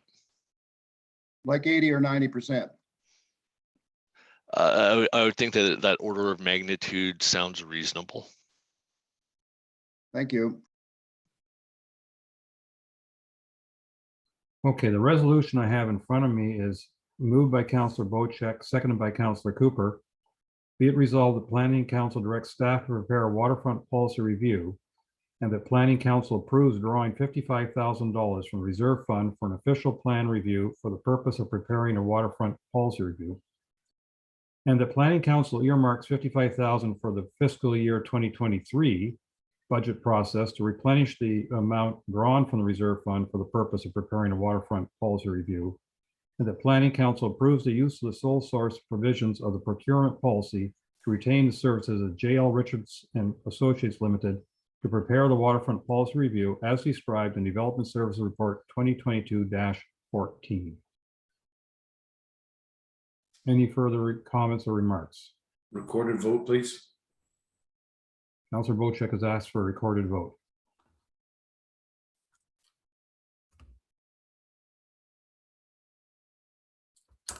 Are you ready for me to call the vote, Your Worship? Please do so, Ms. Wade. Let the record show that a recorded vote has been requested by Councilor Bocek. Councilor Bocek, how do you vote? No. Councilor Cooper, how do you vote? Very much yes. Thank you. Councilor Hazelton, how do you vote? Yes. Councilor Jarvis, how do you vote? Yes. Councilor Wienko, how do you vote? Yes. Mayor Coetzee, how do you vote? Yes. Let the record show motion passes 5-1. All right, thank you very much. The next item we have is Planning Department level of service for 2022. The Development Services Report 2022-15. Dr. Spillo. Thank you, Mayor Coetzee. So the purpose of this report is to address the planning department level of service for the year 2022. So the report highlights this is a temporary fix while the township awaits the recruitment of a permanent CAO in the 2023 budget process. It's been identified by the Director of Planning in consultation with the acting CAO and the Director of Human Resources that the planning department requires an additional 2.0 full-time equivalent planners to provide the level of service that is expected by property owners. What we're proposing is an interim solution until planners can be hired, is to fund additional planning resources. There are financial and reputational risks to the Township of Georgian Bay by maintaining the current level of service with an understaffed planning department. So what we're recommending specifically is that council approve the addition of 1.0 full-time equivalent permanent planner at any level, planner 1 through 3. That council approve funding for this position of approximately $70,000 funded from the working fund reserve. That council approve that staff be given the flexibility to hire interchangeably planner 1, 2, or 3, just to permit them to grow into planners of higher level as part of succession planning, and that council approves additional funding for planning consultants in the amount of $220,000. So that's going up from $140,000 to $360,000 for 2022 to address the backlog of planning files in the year 2022. So as background, the planning department is one of the highest profile departments in the Township of Georgian Bay and is essential for implementing our strategic and operational planning policy so that our environment can be protected, our society can thrive, and our economy can grow. Our township's grown by approximately 37%, and that's this number from the 2021 Canada Census. So that's 37% growth between 2016 and 2021. That's very high growth. And it's very substantial considering the size of our township. And it's relevant given the historical size of our staffing complement. The total number of our private dwellings has increased by about 475 from 2016 to 2021. And the number of dwellings that are permanently occupied has increased by about 530 dwellings over that same time frame. So it's hypothesized by our planning department that these increases are due to people moving away from large urban centers. There's improved access to high-speed internet, and there's the ongoing COVID-19 pandemic. Take these factors, couple them in with a high quality of lifestyle and the natural environment that we have to offer at the Township of Georgian Bay, and we're seeing a lot of attraction to this area. So what we did is we took a look back through the period 2016 through 2021 at the history of our planning department. And we've observed that there has been a substantial amount of staff turnover. We have had recruitment and we have had retention challenges. Historically, our planning department's been comprised of 3 staff. There's been a supervisory role, either the manager or the director, a planner, and a planning technician. So in 2020, the former CAO recognized that we needed to make some changes to the structure in response to the amount of development activity that was going on. And that was to address the issues that I've previously mentioned. And bear with me for a second. So there was the issuance of RFP 2020-14, which I previously discussed for general planning consulting services.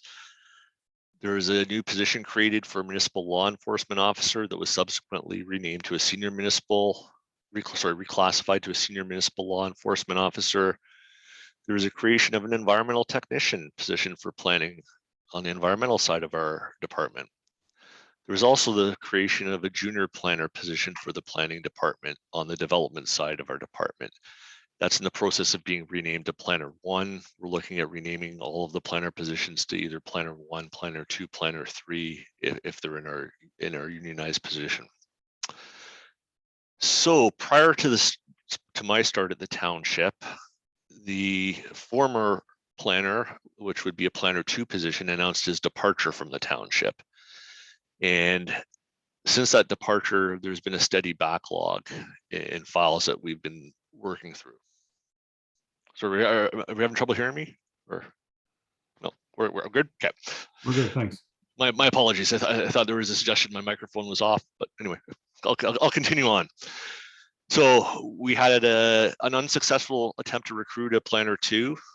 There's huge competition across Ontario right now in terms of searches for active openings for planners. There are anywhere between 50 and the mid 60, so 50 to 65-ish active recruitments at any time across Ontario for registered professional planners. Fact is, there's a shortage. There's retirements, and anyone with experience is working.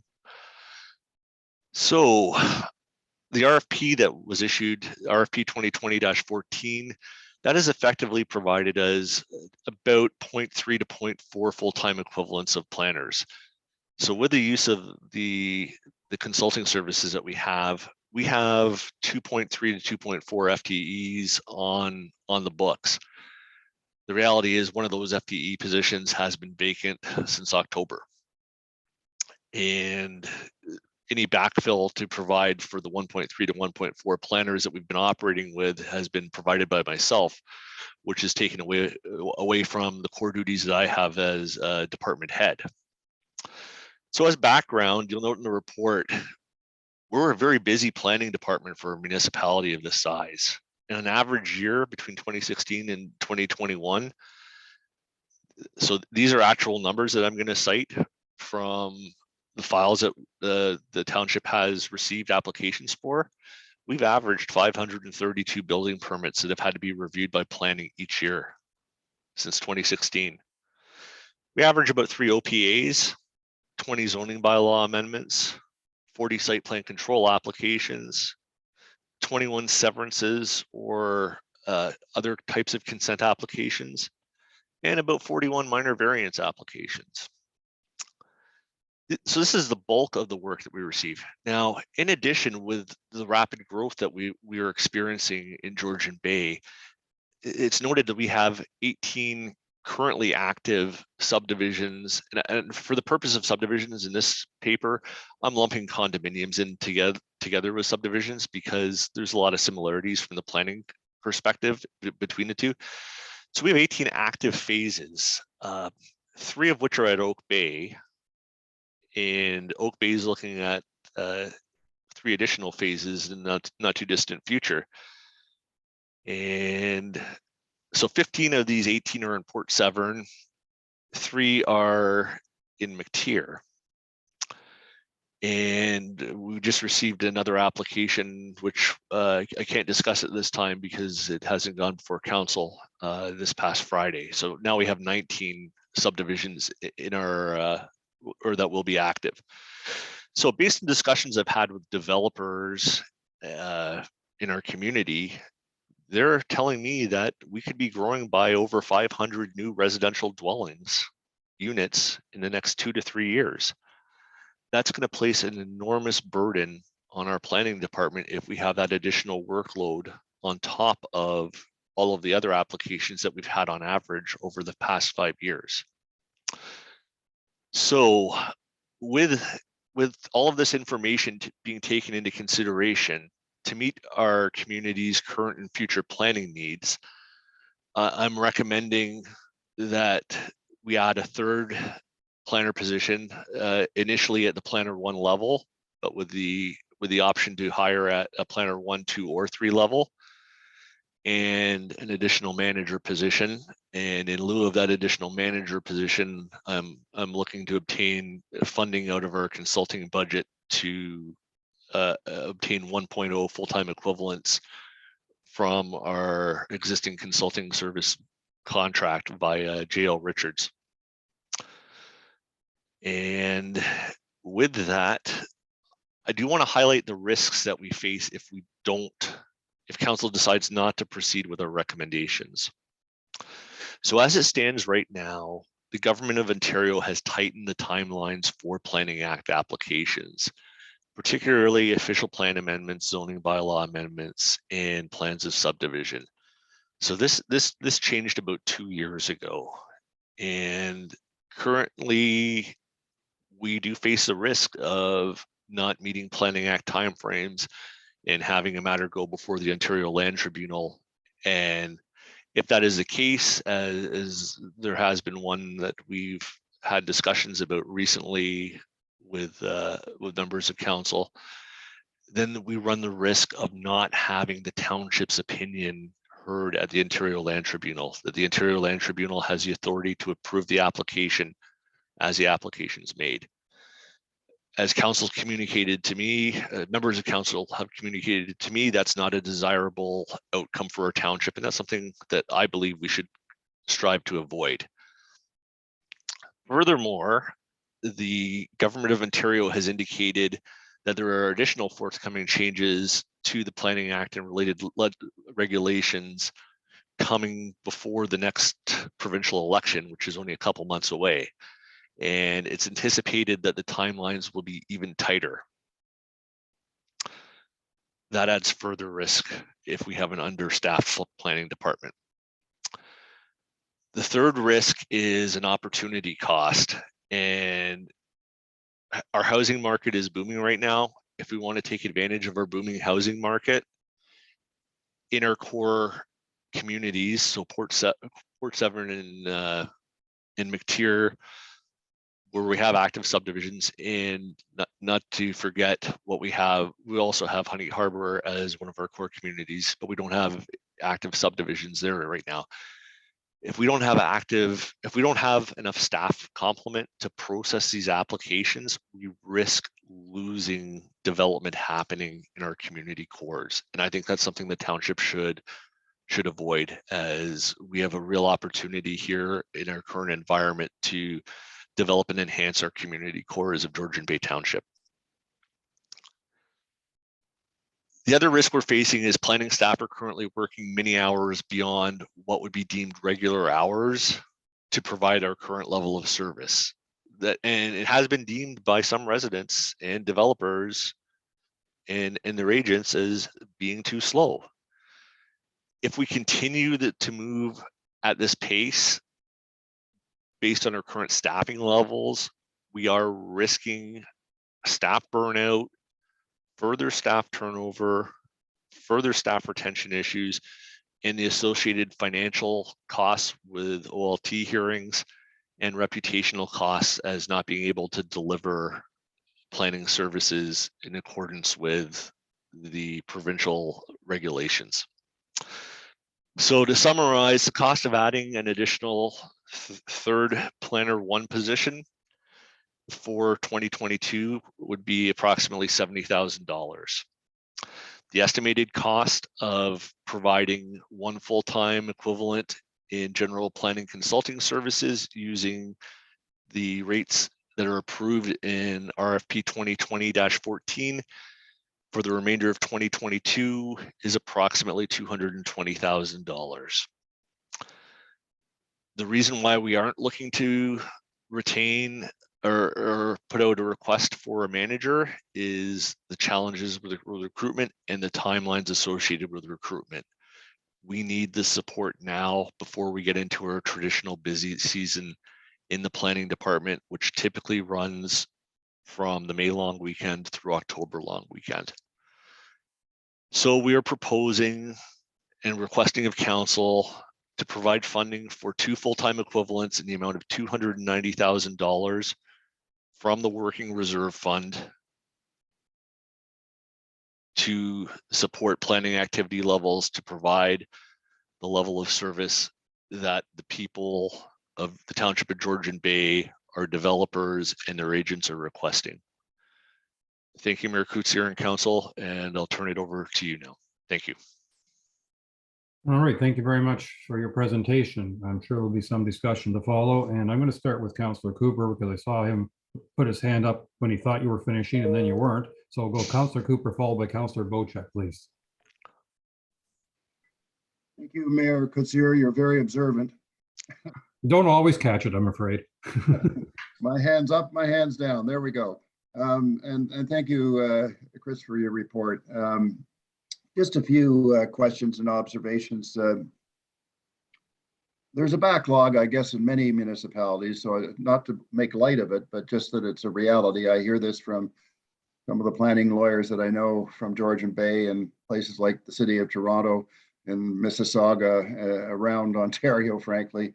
I'm not suggesting we shouldn't try and hire planners, by the way, but just an observation that it seems to be universal. And I think your comment about the number of positions that are open attests to that. So I think it is a kind of a universal thing. I will make a few other comments, though, that it seems that what I'll call cottage country has experienced what I would call a COVID thrust.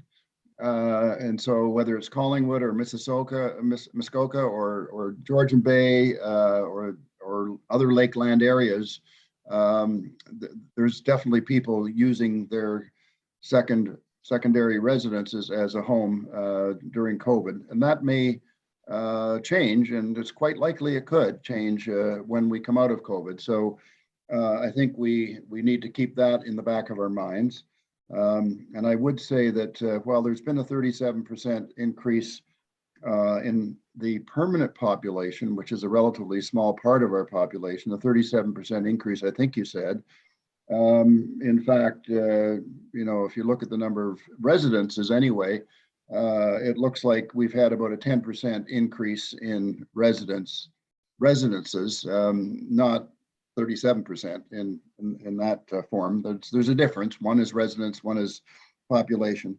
The other, and to turn back to the point about COVID, I just wanted to say that the District of Muskoka has often observed that until recently, that's up to COVID, there was as much conversion. In other words, people converting their permanent residence to from seasonal to permanent, as there is reversion.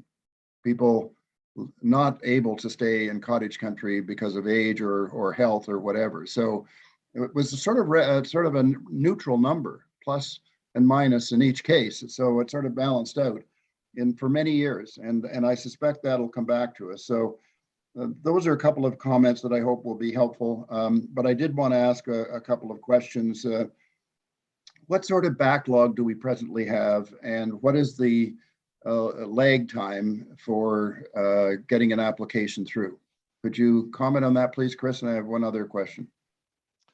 Through Mayor Kutsir to Councillor Cooper, we have a steady backlog of about 50 applications across the board, and that's been since it has come down a bit since October, and that's the backlog. We anticipate that we're going to hit our busy season, as I mentioned in my presentation, come May, and we're expecting to see a big spike in particularly building permits and requests for matters that are going to be heard at the Committee of Adjustment. And that's typical of the applications that we've seen over the period 2016 to 2021.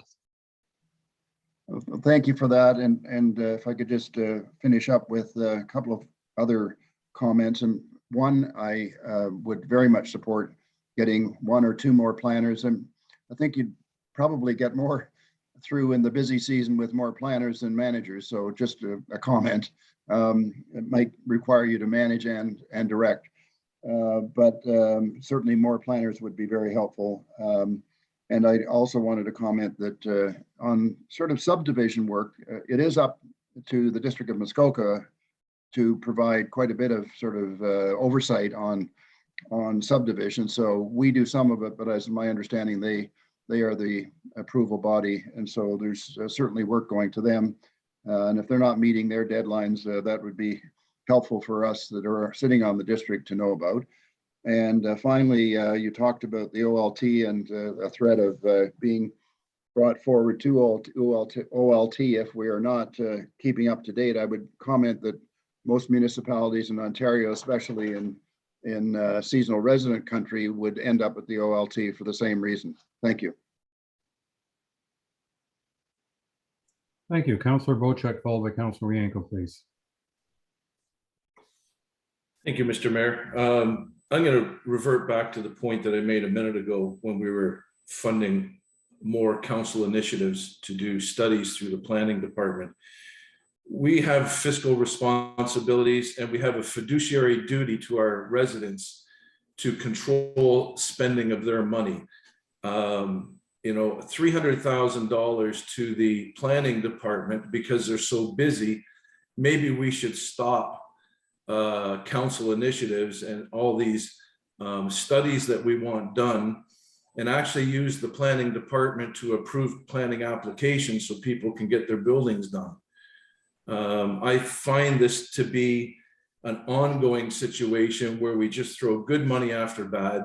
We said, this council together said in the budget 2022 that there would be no council initiatives. That way we could get things cleaned up. Yet here we're approving studies and things that are not necessary as far as I'm concerned. So as a fiduciary for the Township of Georgian Bay, money needs to be spent on our planning department to get our applications put through. The rhetoric about 90% being waterfront seasonal residents has no bearing on this whatsoever. We have 1,000 new homes going in Port Severn between Oak Bay and Port Severn Heights. They are non-waterfront permanent residents. We have the whole town of Mactier the same way. We need to get our spending under control because it's out of control. And for those people who don't know, they should talk to our treasurer. And you know, spend what is needed to get our planning department to review and approve applications and do their job instead of doing what council dreams up every term to put a burden on this planning department for a personal agenda. It's got to stop. Period. We can't just throw money out the door. Our residents aren't happy. We're in debt up to our eyeballs and we're not doing anything about it. So if the planning department needs bodies to approve applications and move things along, I'm fine with it. But if they're looking for funding and looking to get people to come into the planning department to do more studies for more independent people, I'm not going to approve it. So we need to get clarity on where this council is headed and what it's obligated to do for its residents. I'm very disappointed and upset with this $300,000 additional dollars to a planning department to support council's initiatives. That's all I got to say. Thank you. Councillor Rienko, followed by Councillor Douglas, please. I have no problem in hiring an additional planner. The issue I have is the funding that the consultant requires to replace a single planner. And I'm not sure if it's 220,000 or 360,000. But the way the thing reads is that's one FTE of a planner. Like, you know, that is the 220 is 3 times the cost it would that we have to pay for a permanent planner ourselves. And if it's 360, that's 5 times what it costs to replace a planner ourselves. So I find those numbers very disturbing. Maybe we should hire 2 planners and give less work to the consultant on this. So I really want to find an answer to that. Should we be hiring 1? Should we be hiring 2 FTE permanent planners for this department and reduce our cost to the consultant? Dr. Spiller. Thank you, Mayor Coetzee. Through you, Your Worship, to Councillor Rienko. I want to emphasize that this is an interim fix through the end of fiscal 2022, and that the more longer term fix, and it would be more cost effective for the township, is to hire additional planners. I'll reiterate one of the points I made in my presentation, and that is our busy season at Georgian Bay Township is coming up by the May long weekend, if not sooner. We need additional support in the very short term. And that's the reason administration is recommending this particular option rather than attempting to recruit somebody at a more senior level in addition to myself. Thank you. Thank you. Councillor Douglas. Glad you're able to join us. I'm glad to see you. Go ahead, please. Thank you and good morning. Apologies for my late arrival. Listen, I'm not going to repeat what some of the councillors have already brought up on this one, but I do know that I've had many calls, especially this month, in regards to planning applications not being processed. I've just forwarded them on to the correct staff, of course, but also planning applications that there's new application fees for something they've already applied for. And it seems like a lot of this is being missed between the staff at the township and consultants that have been hired, or that is the information that's coming back to them. How accurate it is, I don't know, but I'm of the opinion that it's too much money for the interim plan here. I really think, given the conversations that I've had, especially this month, we really need to hire some more planning staff. And I get that the busy season is coming, but let's get on it. I mean, we've known for a while now that planning staff should be hired and put in place. The fix is like 2 to 3 times the cost of doing that. And so I just think that we need to get on with this. I don't think having an interim consultant who doesn't really know, you're sort of playing between 2 departments now. You've got the township and the interim consultant, and it seems like information is bouncing back and forth and one hand doesn't know what the other hand's doing. So, or that's the information that's coming back to me. I can honestly say that I've heard quite a few people throw that out at me, and I've been passing on the staff's names that they need to speak to. So, I'm all, for the, hiring more planning staff. We need them, and I think we should get on with that and not be spending 2 to 3 times on a consultant for an interim situation. Thank you. Well, thank you. Ms. Martin, I see you've raised your hand. Welcome. Thank you. Through your worship, I just wanted to add that we did do some recruitment for Planner 2. We did it a couple times, and unfortunately we were unsuccessful. I believe this is the reason or the direction, the strategy that is being used with the consultant to back it up. Currently, we were able to get a couple of great candidates at a Planner 1 level, so at a junior level, but they don't have the expertise to push through some more advanced applications. So I just wanted to kind of let you know, and I appreciate that you want to hire more, but unfortunately, as you probably know, planners are really, really hard to get right now.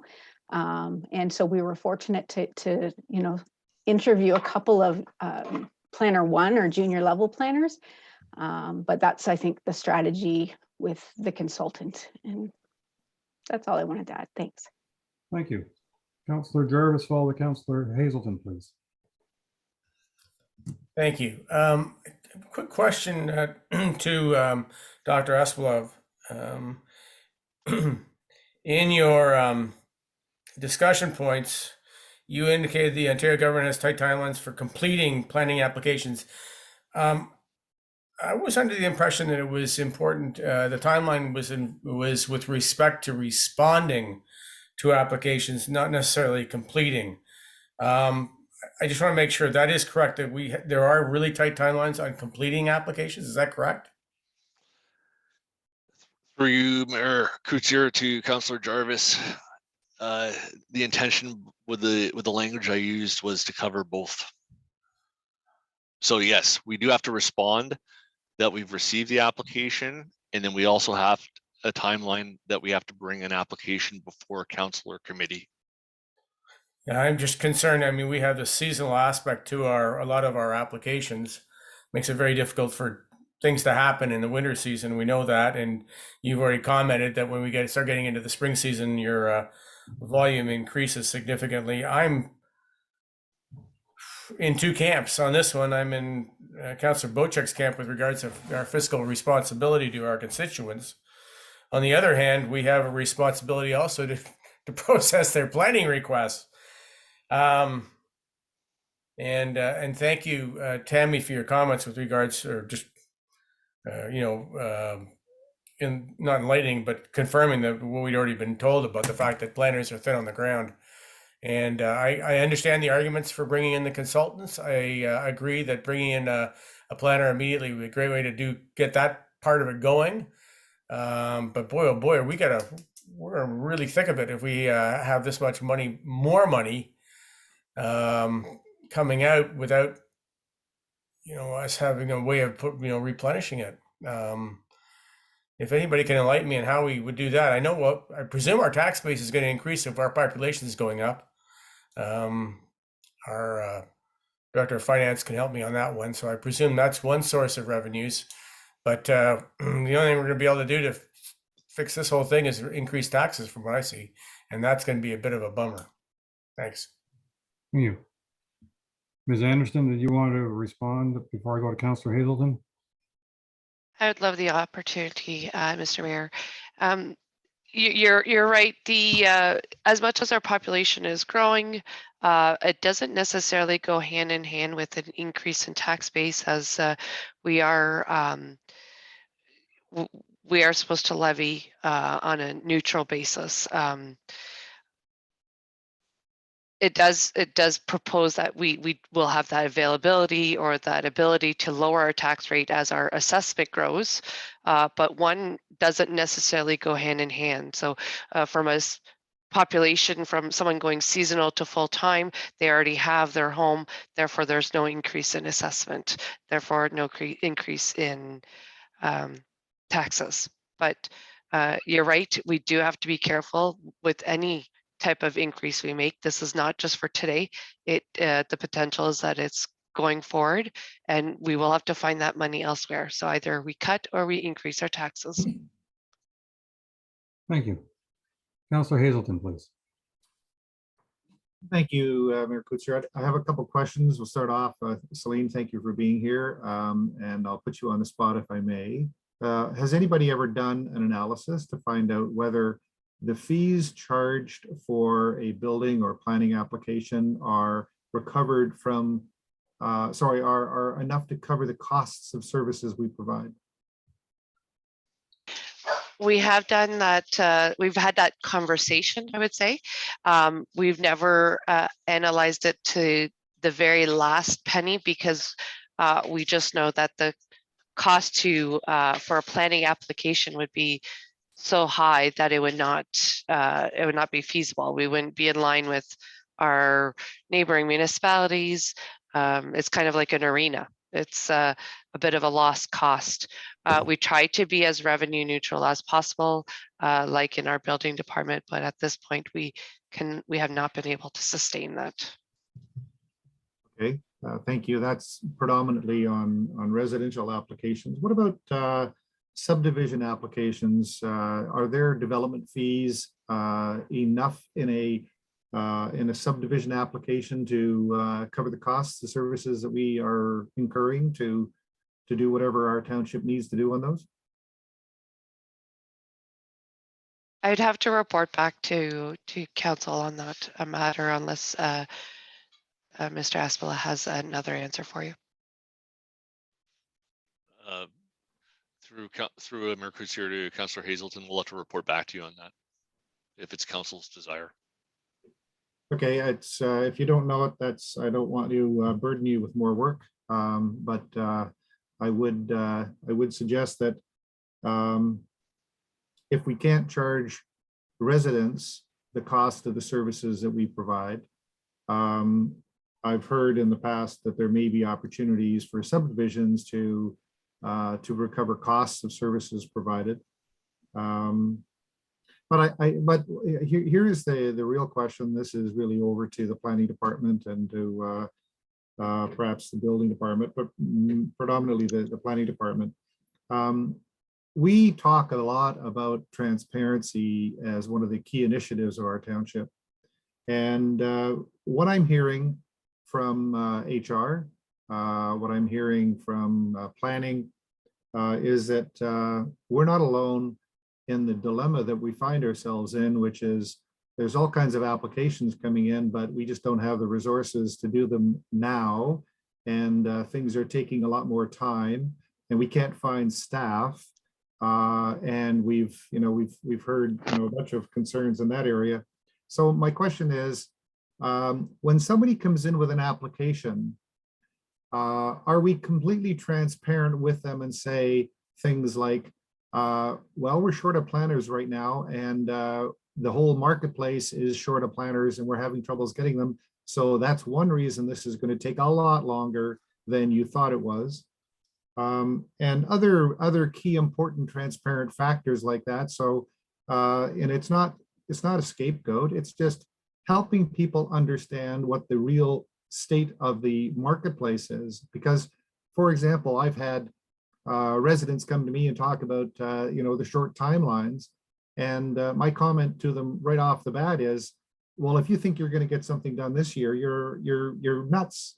You need to be thinking a year, 2 years into the future in order to get the job done, because you might have to have a minor variance. That's going to be a long process right by itself.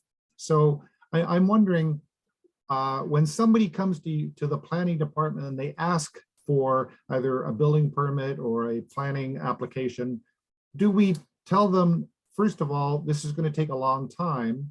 And then do we tell them the reasons why it's going to be a long time? It's not a Township of Georgian Bay problem. It is a universal problem. We saw from a building department standpoint, another agenda item later on, that every township in our area is searching for building department people. Well, we've just heard now that every municipality is searching for planning department people. This is not a Township of Georgian Bay problem. This is going to be really bad news for our residents who want to get something done tomorrow, but it's the reality. And I'm just wondering, how transparent are we when we're talking to these people to effectively set the expectation on what is likely going to happen from a time frame perspective? Through Mayor Coutier to Councillor Hazelton, yes, the short answer is yes. We are being transparent. I have provided instruction to my team to share the information that yes, we are short-staffed. Yes, we're not alone in Ontario that we're short-staffed. And it's not only the planning profession that's short-staffed, it's also Ontario land surveyors that are short-staffed. And it will take a long time. It will take longer than they would like for their application to be processed in many cases. And then what happens is they frequently come back over and over again requesting, when is their application going to be heard? When is their application going to be heard? And we still don't have necessarily a timeline. We process things as expeditiously as we can with the resources that we have available. It takes time, and we're in a tight spot, and we're giving council the opportunity today to consider whether they wish to increase our service level so that we can put the Township of Georgian Bay into a more favorable position, so that we can meet those service level expectations that the people who live in or in the development industry here are advising us that they would like to see. Thank you. Well, thank you for that. I just have kind of one final comment. We're coming out of COVID. That's a wonderful thing. I hope we're coming out of COVID. But we've been living through a time window in the last 2 years where getting anything done is almost impossible. You want to buy an appliance, they're not available. You want to buy this, it's not available. COVID has absolutely killed our ability to conduct life in a normal way. And I would suggest that we are also facing a similar situation here in our township, where perhaps trying to meet these expectations is just, it's impossible. Financially, it's going to kill us. I agree with Councillor Bocek that we need to be a little bit more financially fiscally responsible. So if I'm to be asked about what I would recommend, I think continuing to search for an additional planner or two is a great strategy. But going and farming out this work to a third party and costing our residents a fortune when we have every reason in the world to help people understand that things can't be done overnight, and nothing else in our world is happening overnight. So why should it happen that way in our township? Anyways, that's my comments. Thanks. Thank you. Question for Dr. Spilla, if I may. If somebody comes now to you and or to your staff and say, I want a pre-consultation meeting, how long do you think they'll be waiting before they actually get a chance to speak with someone? Through you, Mayor Kreutzer, to your response, at present we have one planner working on pre-consultations, plus our consulting team is assisting with those as their workload permits. So it might take up to a month. A month, and then following that, we're going to get a let's say that leads to putting an application in, which is probably going to take another month or two to prepare it, and then they're going to have to wait until there's a schedule on the docket that it gets reviewed, whether it's by the Committee of Adjustment or the council itself. So if would it be fair to say if somebody were really lucky and they had everything aligned, at this point it would take 6 months before it's reviewed in front of council or Committee of Adjustment? I would say that timeline, that time frame is probably to be expected. It's in the order of magnitude of the time frame to be expected at present. Okay, I find myself following all the comments that are made with a whole bunch of comments, and I'm sure I'm going to forget some of them I want to make. But the first thing is, I'm not at all surprised to see that using consultants to do the work instead of staff is going to cost triple, because most professional offices that I've ever had experience with charges roughly triple their staff salary, because they got to cover overheads and they got to cover management and all that sort of stuff, to say nothing of liability insurance. So if the idea that a consultant costs triple than staff makes perfect sense. That I get the numbers. One of the reasons we often use consultants is because they have expertise that we don't, and we don't want to hire somebody full time if we only need them 5 hours a week, because that'd be too expensive for that particular expertise. But having said that, I do think that our human resources department should basically permanently be looking for planners because of our turnover and because of the difficulty of getting them. It should be like a permanent assignment. Always look for planners, full stop. We've talked a little bit about the figures. I mean, I remember having a discussion a year ago saying that we should increase our planning department because our department, our township is going to grow, and it may not grow in population as quickly as you may think, but all our real estate agents will tell you they've been doing record levels of business the last couple of years. That tells me that there's been a lot of turnover in residences, whether they're cottage or permanent. And we also know that a fair portion of people who buy a place tend to, within the first couple of years, make some sort of renovation. In many cases, it's not a tear down, but they decide they want to add an extra bedroom, or they want to add a bunkie, or they want to do some renovations. And we know that every time they go for a building permit, it automatically has to be reviewed by planning. And I think our planning department is going to be significantly busier. Not only have they been, but will continue to be significantly busier over the next couple of years.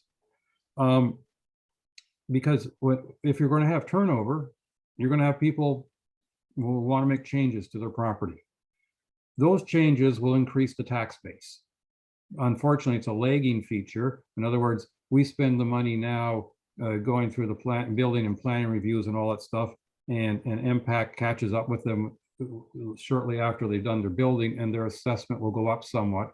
So we will get some assessment growth from that. We're certainly going to get assessment growth from all the new builds that are happening in the Port Severn area, and in MacTier, new builds are happening. Our assessment base is going to go up. Whether it goes up enough, if our assessment base is going up, our population is going up, the needs for our services are going up, and therefore we're going to have to hire more people. That goes hand in hand. Councillor Hazelton talked about development fees, and that's a whole separate topic from this. But it's well known that growth doesn't pay for growth entirely, and different areas can set development fees at different levels, but they're never going to fully pay for that up front.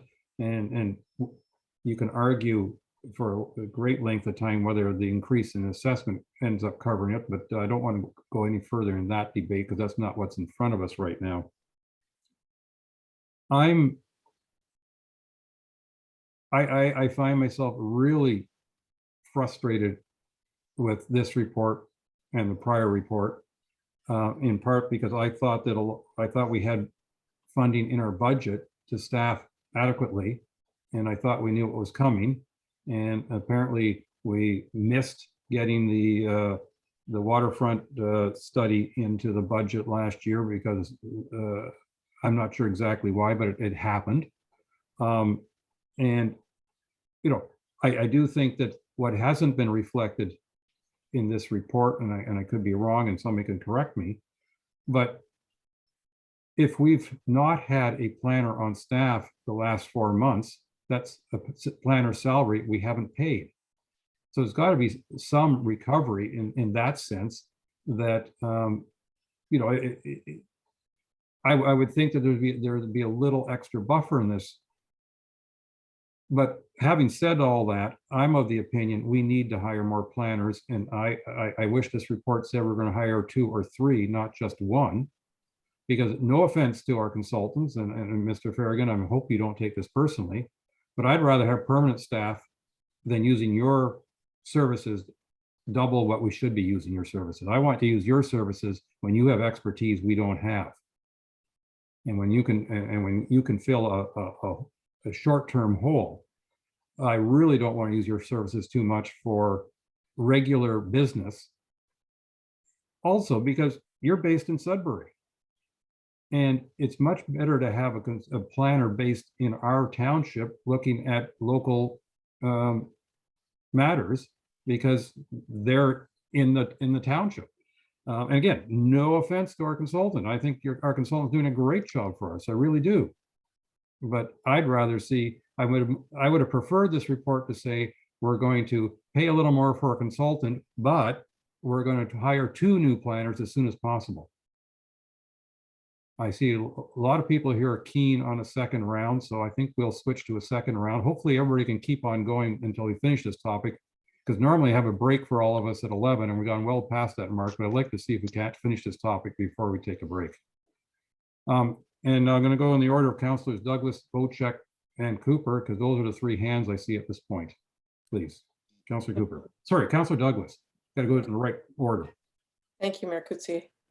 Yeah, I don't want to belabor this too much, but yeah, fiscal responsibility to our constituents is well, we've got a lot to answer to. There's been some things I think that we assumed, and I think Mayor Coetzee, you've touched on that a little bit, that I thought was in the budget as well. At any rate, just a couple of things to Dr. Espila. Dr. Espila, you say that you've directed your staff to let people know at the time that they're putting in applications or even correspondence. I'm unaware of anyone who's been getting any of that information whatsoever, so perhaps you can make that a little clearer. I mean, if you take a look at the email I think we all received from MacTier, that is an ongoing that's going to be a tax generating situation for us. Some of those lots are sold and people cannot and are not getting applications in. Even myself, taking off my counselor hat and putting on my consultant hat, I have not had that information given to me as well, although I am getting some good information coming from the planning department, and I'm not complaining about that. But I certainly have had no correspondence whatsoever indicating any time delays or, I mean, it's quite obvious that there is, but maybe that just needs to be made a little bit clearer, and that might make your department a little easier on your department from people consistently coming back to you asking questions. That's just my comments on that. I agree with Mayor Coetzee. I think, you know, I think we should have, and I've said this in the past, that we should have more staff in the planning department. Obviously, we need to hang on to consultants to help us to get through this time, but I think we should be actively looking for at least 2 new planners to try and get on top of this. This isn't going to slow down. We're growing exponentially. I don't think there's a leveling out of people exiting versus people coming in, which is being suggested here. I mean, I could be wrong. I don't have the numbers specifically, but just looking to see how many subdivisions are going in, how much turnover there's been with real estate, and just living in this township and watching how many more people are up here. I think that, you know, we need to be really solid on this and really continue to look for a couple of staff members, as well as working with our consultants till we get there. But anyways, yeah, that's my thought. Thank you. Thank you. Councilor Bochek, please. Thank you, Mr. Mayor. A couple of points here. As far as the workload going on to our planning department with subdivisions and that kind of stuff, all subdivision approvals are done at the District of Muskoka. We're simply a commenting agent, and that's done through council when there's site plan agreements, that kind of stuff. You know, it's a council decision. So I don't think the weight of subdivisions on our planning department is a burden.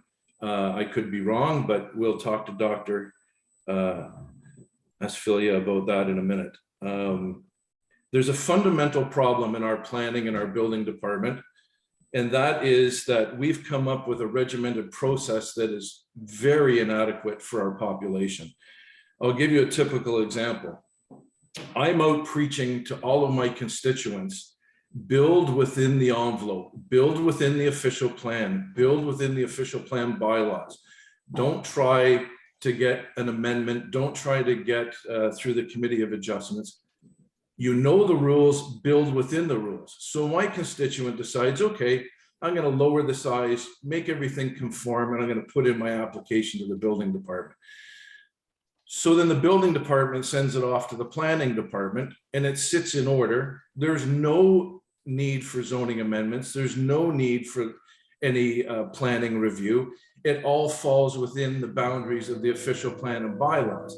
Yet that application will sit in there for 6 months in order, because they're going through the ones in front of them that are trying to circumvent the system.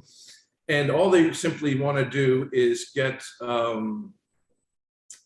their building permit. And when I came to Port Severn, I think the population was 310 people. And it was before this township.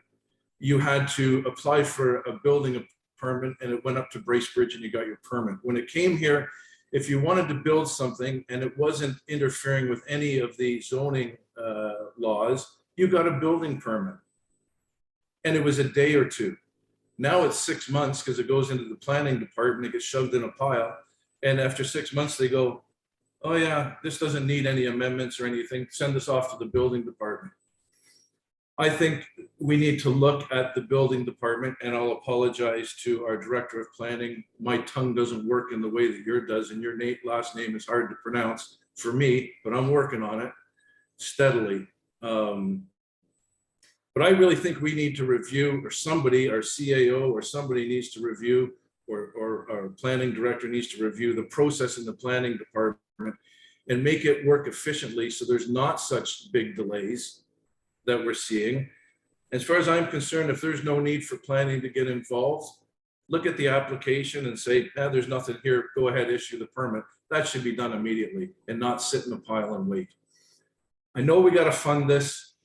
I know you need the staff. I know my residents need the staff.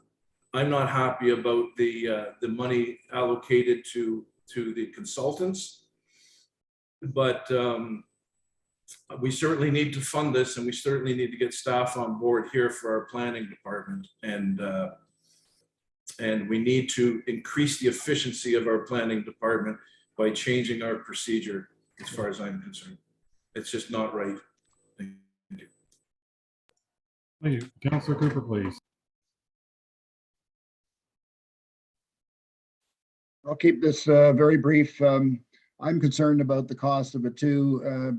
We do need to remember that when we passed our budget, I seem to recall a number of $680,000 more than that we didn't find, and we're adding to it today. So I'm very concerned about that, and perhaps next year we really need to take a look at where we're spending money, not just on this. As far as recruiting is concerned, I wanted to suggest that maybe our HR department needs to take a look at some sort of way to increase our success rate in terms of recruitment. What I mean by that, do whatever we can to attract people, and sometimes it's financial, signing bonuses, maybe a planner 2, somebody that's a planner 1 becomes a planner 3. I'm throwing out a variety of different ways to get at it, but I think we may have to pay a premium to compete in the marketplace, and others might be too. I suspect there's there's some rules and regs about that, but I think we've got to figure out a way to be the go-to place to be hired as opposed to the not go-to place. So we got to up our game on the recruitment side. Thank you. Thank you. Councillor Rienko, please. No, I'll just support the suggestion that we modify the resolution to hire 2 permanent planners for the township. It's always good to have an extra planner because we do have attrition, we do have a heavy workload, and I don't think a second planner would be ever. They would always be busy, and if that happens, if we go to 2 full-time planners, maybe we can make a change in the funding for the consultant, and that would make me very, very happy. Thank you. Councillors Jarvis or Hazelton, do you have anything to add in this round? Not at this point. Okay. I'm going to, the first thing I'm going to do is just read the resolution to remind everybody what it says, and then we'll talk about what modifications we might want to consider. Right now, I have moved by Councillor Cooper, seconded by Councillor Douglas. Be it resolved, the council approves the addition of 1 FTE permanent planner at any level, 1 through 3. And the council approved funding for this position of approximately $70,000 funded from the working fund reserve. And the council approved that staff be given the flexibility to hire interchangeably planners 1, 2, 3 to permit them to grow into planners of higher level as part of the succession planning. And the council approves additional funding for planning consultants of $220,000 from 140 to 360 to address the backlog in planning files in the 2022 year. I'm going to go to our acting CEO, Ms. Boutiette, please. Through your worship, we prepare these motions with, what would be optimal at the time. I hear council and their wishes to staff up instead of using consultants. This motion is flexible in terms of, changing the number of FTE in the first line to 2 or 3, and then the related amount in the second line would increase in proportion to that. And if we do so and move up to 3, we could then remove the last of that. However, if we move anywhere in terms of the number 2 FTEs instead of 1, we would still need some more funds in the consulting services. So depending on where council wants to go, I could be ready to provide the appropriate numbers. Okay, so council, first line right now says addition of 1. We could say addition of 2, or we could say addition of up to 3 full-time planners. Comments? 2 or 3? Councillor Cooper.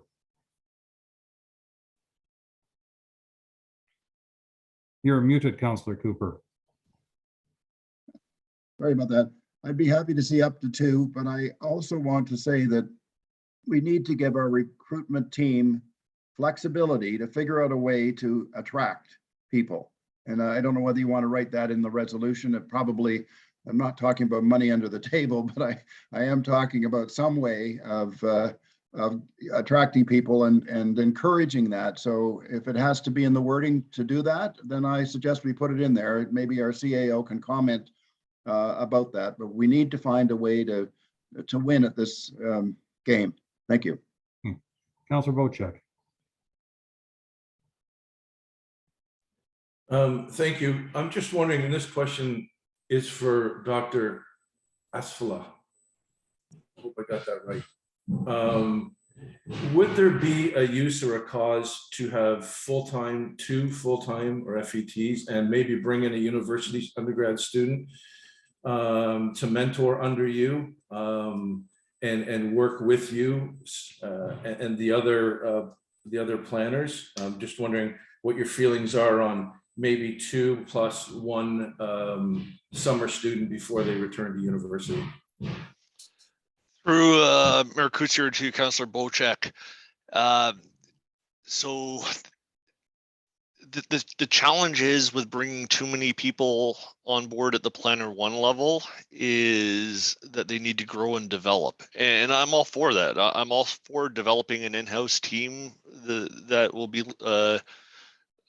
in long tenure and sustainable for the township. I think that's a really good goal for the township to strive for. We do have a planning summer student that we will have available for a few months this year. Where we really need the help, if we can get it, is at the senior planner level, the planner 3 level, and that's really going to be the key to recruitment for one of these positions. So I'm happy to take on additional planner 1s and grow them and give them the opportunity to develop at the township. The real key here is getting somebody at the senior planner or planner 3 level or above to help mentor our growing team. Councillor Rienko. Yeah, I think a compromise would be, I think we need 2 additional planners. And I like the idea that Councillor Cooper has about maybe some incentive for a senior planner. If we can get a level 3 in there, I would think that we should look at it in incentives, maybe some kind of a bonus, signing bonuses and so on. So if we can get a level 1 and get a level 3 would be great. And that would reduce our consultant, but I'm all in for some idea of a bonus for the senior planner. Councillor Hazelton. I like the idea of 2. The report highlights initially talks about 2 additional FTE to provide the service. So it sounds like that's what we do need. I do like Julie wants to interrupt me, so I'm going to pause. I'm going to let you finish, and then we'll go to Ms. Boutier. Okay. So I like 2. I like the idea of a signing bonus. I think we want to attract somebody to come here as opposed to go elsewhere. And I'm not sure how else we do it other than I'm sure other people have other strategies, but I think that is one that I'm familiar with. But I do have one other stray question for Dr. Asfala, and that is, are there any planners that the township trusts who a resident could pay that planner to do most of the planning work that your department would normally do and bring you basically the finished material so that your department has to spend a fraction of the time to process an application than they normally would? Through Mayor Couture to Councillor Hazelton, I'm not going to advocate on behalf of recommending any particular planners. That is one of the goals of the pre-consultation process, and when we brought it on board, the intent was to make all of the information that we were going to be requiring for a complete application and to get the most desirable outcome be brought forward. So that is, we do have a program in place to achieve that, and it's widely used at other municipalities, and I've had very good success with it in the past. And it's a matter of having the number of people who are capable enough to execute a pre-consultation program in place. There's a number of planning consultants in the area. If someone asks for a planning consultant, we refer them to the list. It's not necessarily a list that we maintain, but there's a list maintained by the Ontario Professional Planners Institute, and it's available on their website, and we refer them to that. Thank you. So through the combination of perhaps an applicant retaining their own consultant, perhaps doing a triage, as I think Councillor Bocek was suggesting, so that when applications come in, there's a triage so that the simple ones that are mostly done get bubbled over into an expedited path. These are things that could basically pave the way to perceptions of a faster turnaround, but full transparency to people about the challenges would also, I think, solve this. Anyways, I'm talking about other things we've spoken about. I'm good with 2 planners, and that's it. Thank you. If I could just add to Councillor Hazelton's remark, Your Worship, that is the approach that we're trying to take. We are taking a triage approach over the last few months, and we do like it. Some of the applications are more complicated. Our subdivision applications that we have on the go, those are the most complex. Some of the easier ones are there, but it's also a matter of having the right people who have the abilities to process the applications correctly, so that we don't put ourselves into a tough spot in terms of risk I management. want to remind everybody, we're trying to fine tune the resolution. So let's concentrate on that. Ms. Boutiette, you had some remarks, please. Through Your Worship, the addition of 2 planners would absolutely help the backlog and the bottleneck. 2 planners would still require additional consulting fees, as mentioned, because we wouldn't have that high level right off the bat. I think it's a 3-year process to get somebody from a planner 1 to a planner 3, which is essentially what we need. And we've already mentioned that, they're hard to come by, even though we will increase recruitment efforts. Thank you. Councilor Douglas. Thank you. I would agree to 2 planners to move forward with trying to recruit them, and if necessary, and it sounds like it is necessary, going on the vein of Councillor Cooper and Councillor Hazelton, increasing the perhaps our budget for those people to try and encourage more people to this township, as planning seems to be one of our biggest issues for sure. So I would be in favor of that. And of course, carrying on with our consultants until we get to that point to fill in the gaps. And I do know that we already, I'm aware from personally, but also from people calling, there are outside planners already being used to try and expedite the speed at what some of these applications are being put into the office, and that is still not making a difference. Now, I don't know if that's because the existing staff is not capable of deciphering what those planners are sending into them, but I will say that I do know firsthand that there are outside planners that are already putting together reports to try and expedite. So I'm not sure what's holding all that up. Thank you. Thank you. Councilor Jarvis. Yeah, I'll just quickly comment. I'm happy with 2 planners, but I think we've all got to acknowledge, and I think we have, and the notes all state that 2 planners, even when we get them in, will not help immediately with that backlog, and consultants are going to be necessary. We just have to acknowledge we're in a hole and we got to get out of it. Okay, so I'm hearing consistently 2 planners, so I've changed the first line to 2 planners. Second line says approve funding for this position up to of approximately 70. I'm going to propose we say up to 175. And the reason I'm more than doubling it is because I've also heard some talk about, signing bonuses or other things, or maybe we have to hire for a higher salary. So I'm just trying to give staff a little bit of flexibility. So I'm going to suggest we add an extra 100 to this. But then I'm also going to suggest that we take the last line that says additional funding to planning consultants of 220 and say up to 120. And if that's not enough, they have to come back to us, in half a year and say, we need more. That's my suggestion. Now, I've just picked these numbers out of thin air, but I'm just sort of moving things around and getting thumbs up. And so let's take this approach, and I'm going to read it, listen to what I say, and then if we have any more comments or questions, let me know. But I'm going to say, be it resolved, the council approves the addition of 2 full-time permanent planners at any level, 1 through 3, and the council approves funding for these positions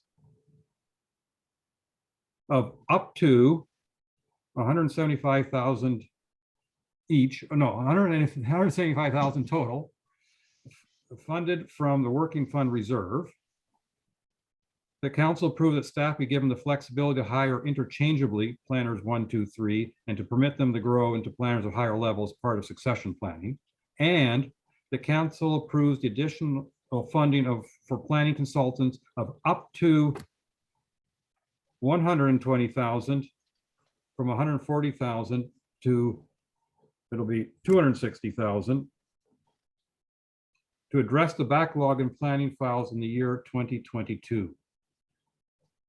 I'd like to think that this will give staff some flexibility, and like any other motion that we pass, we can always add additional motions to it later on in our year. Any further comment? Councillor Bochek. I agree with the resolution that's in front of us, and I think by the end of our term, the provincial mandate for planning is going to change anyways. My understanding is that the province is going to change a lot of the planning rules and free things up, make affordable housing available, and make the process more streamlined and easy to work through.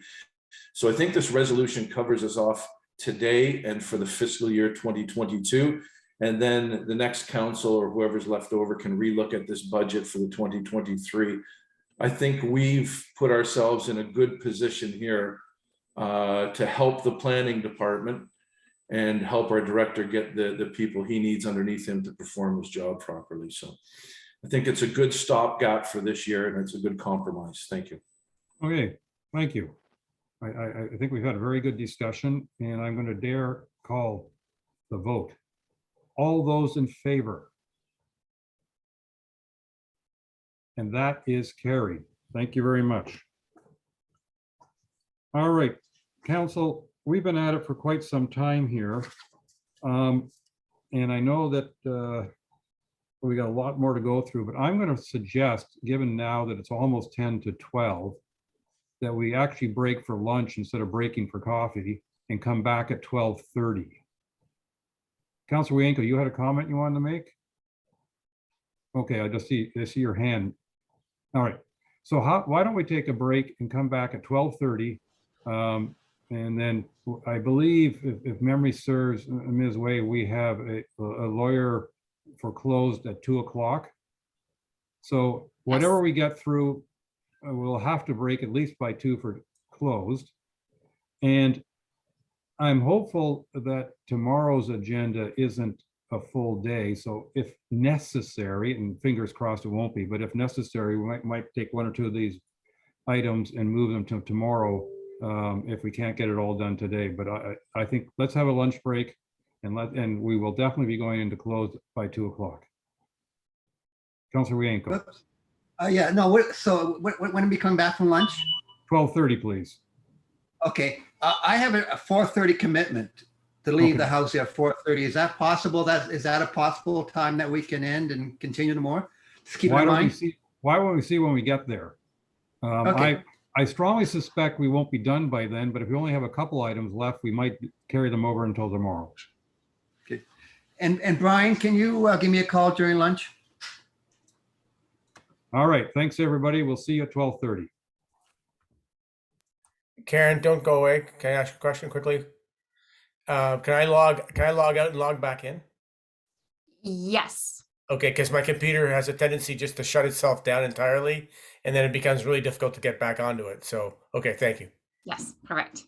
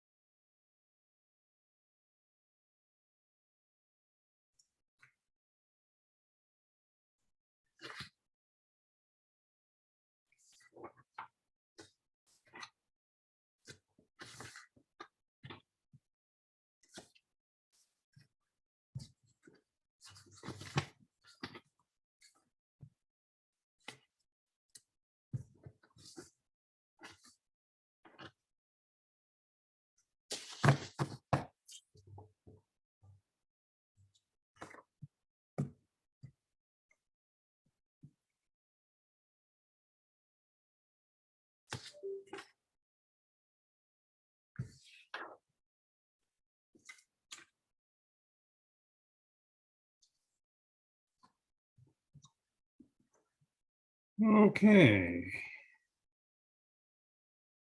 Ready or not, it's 12:30. Is it just me or does the time keep going faster and faster? I think it's an age thing.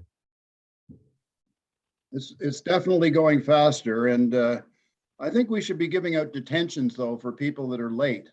Oh dear.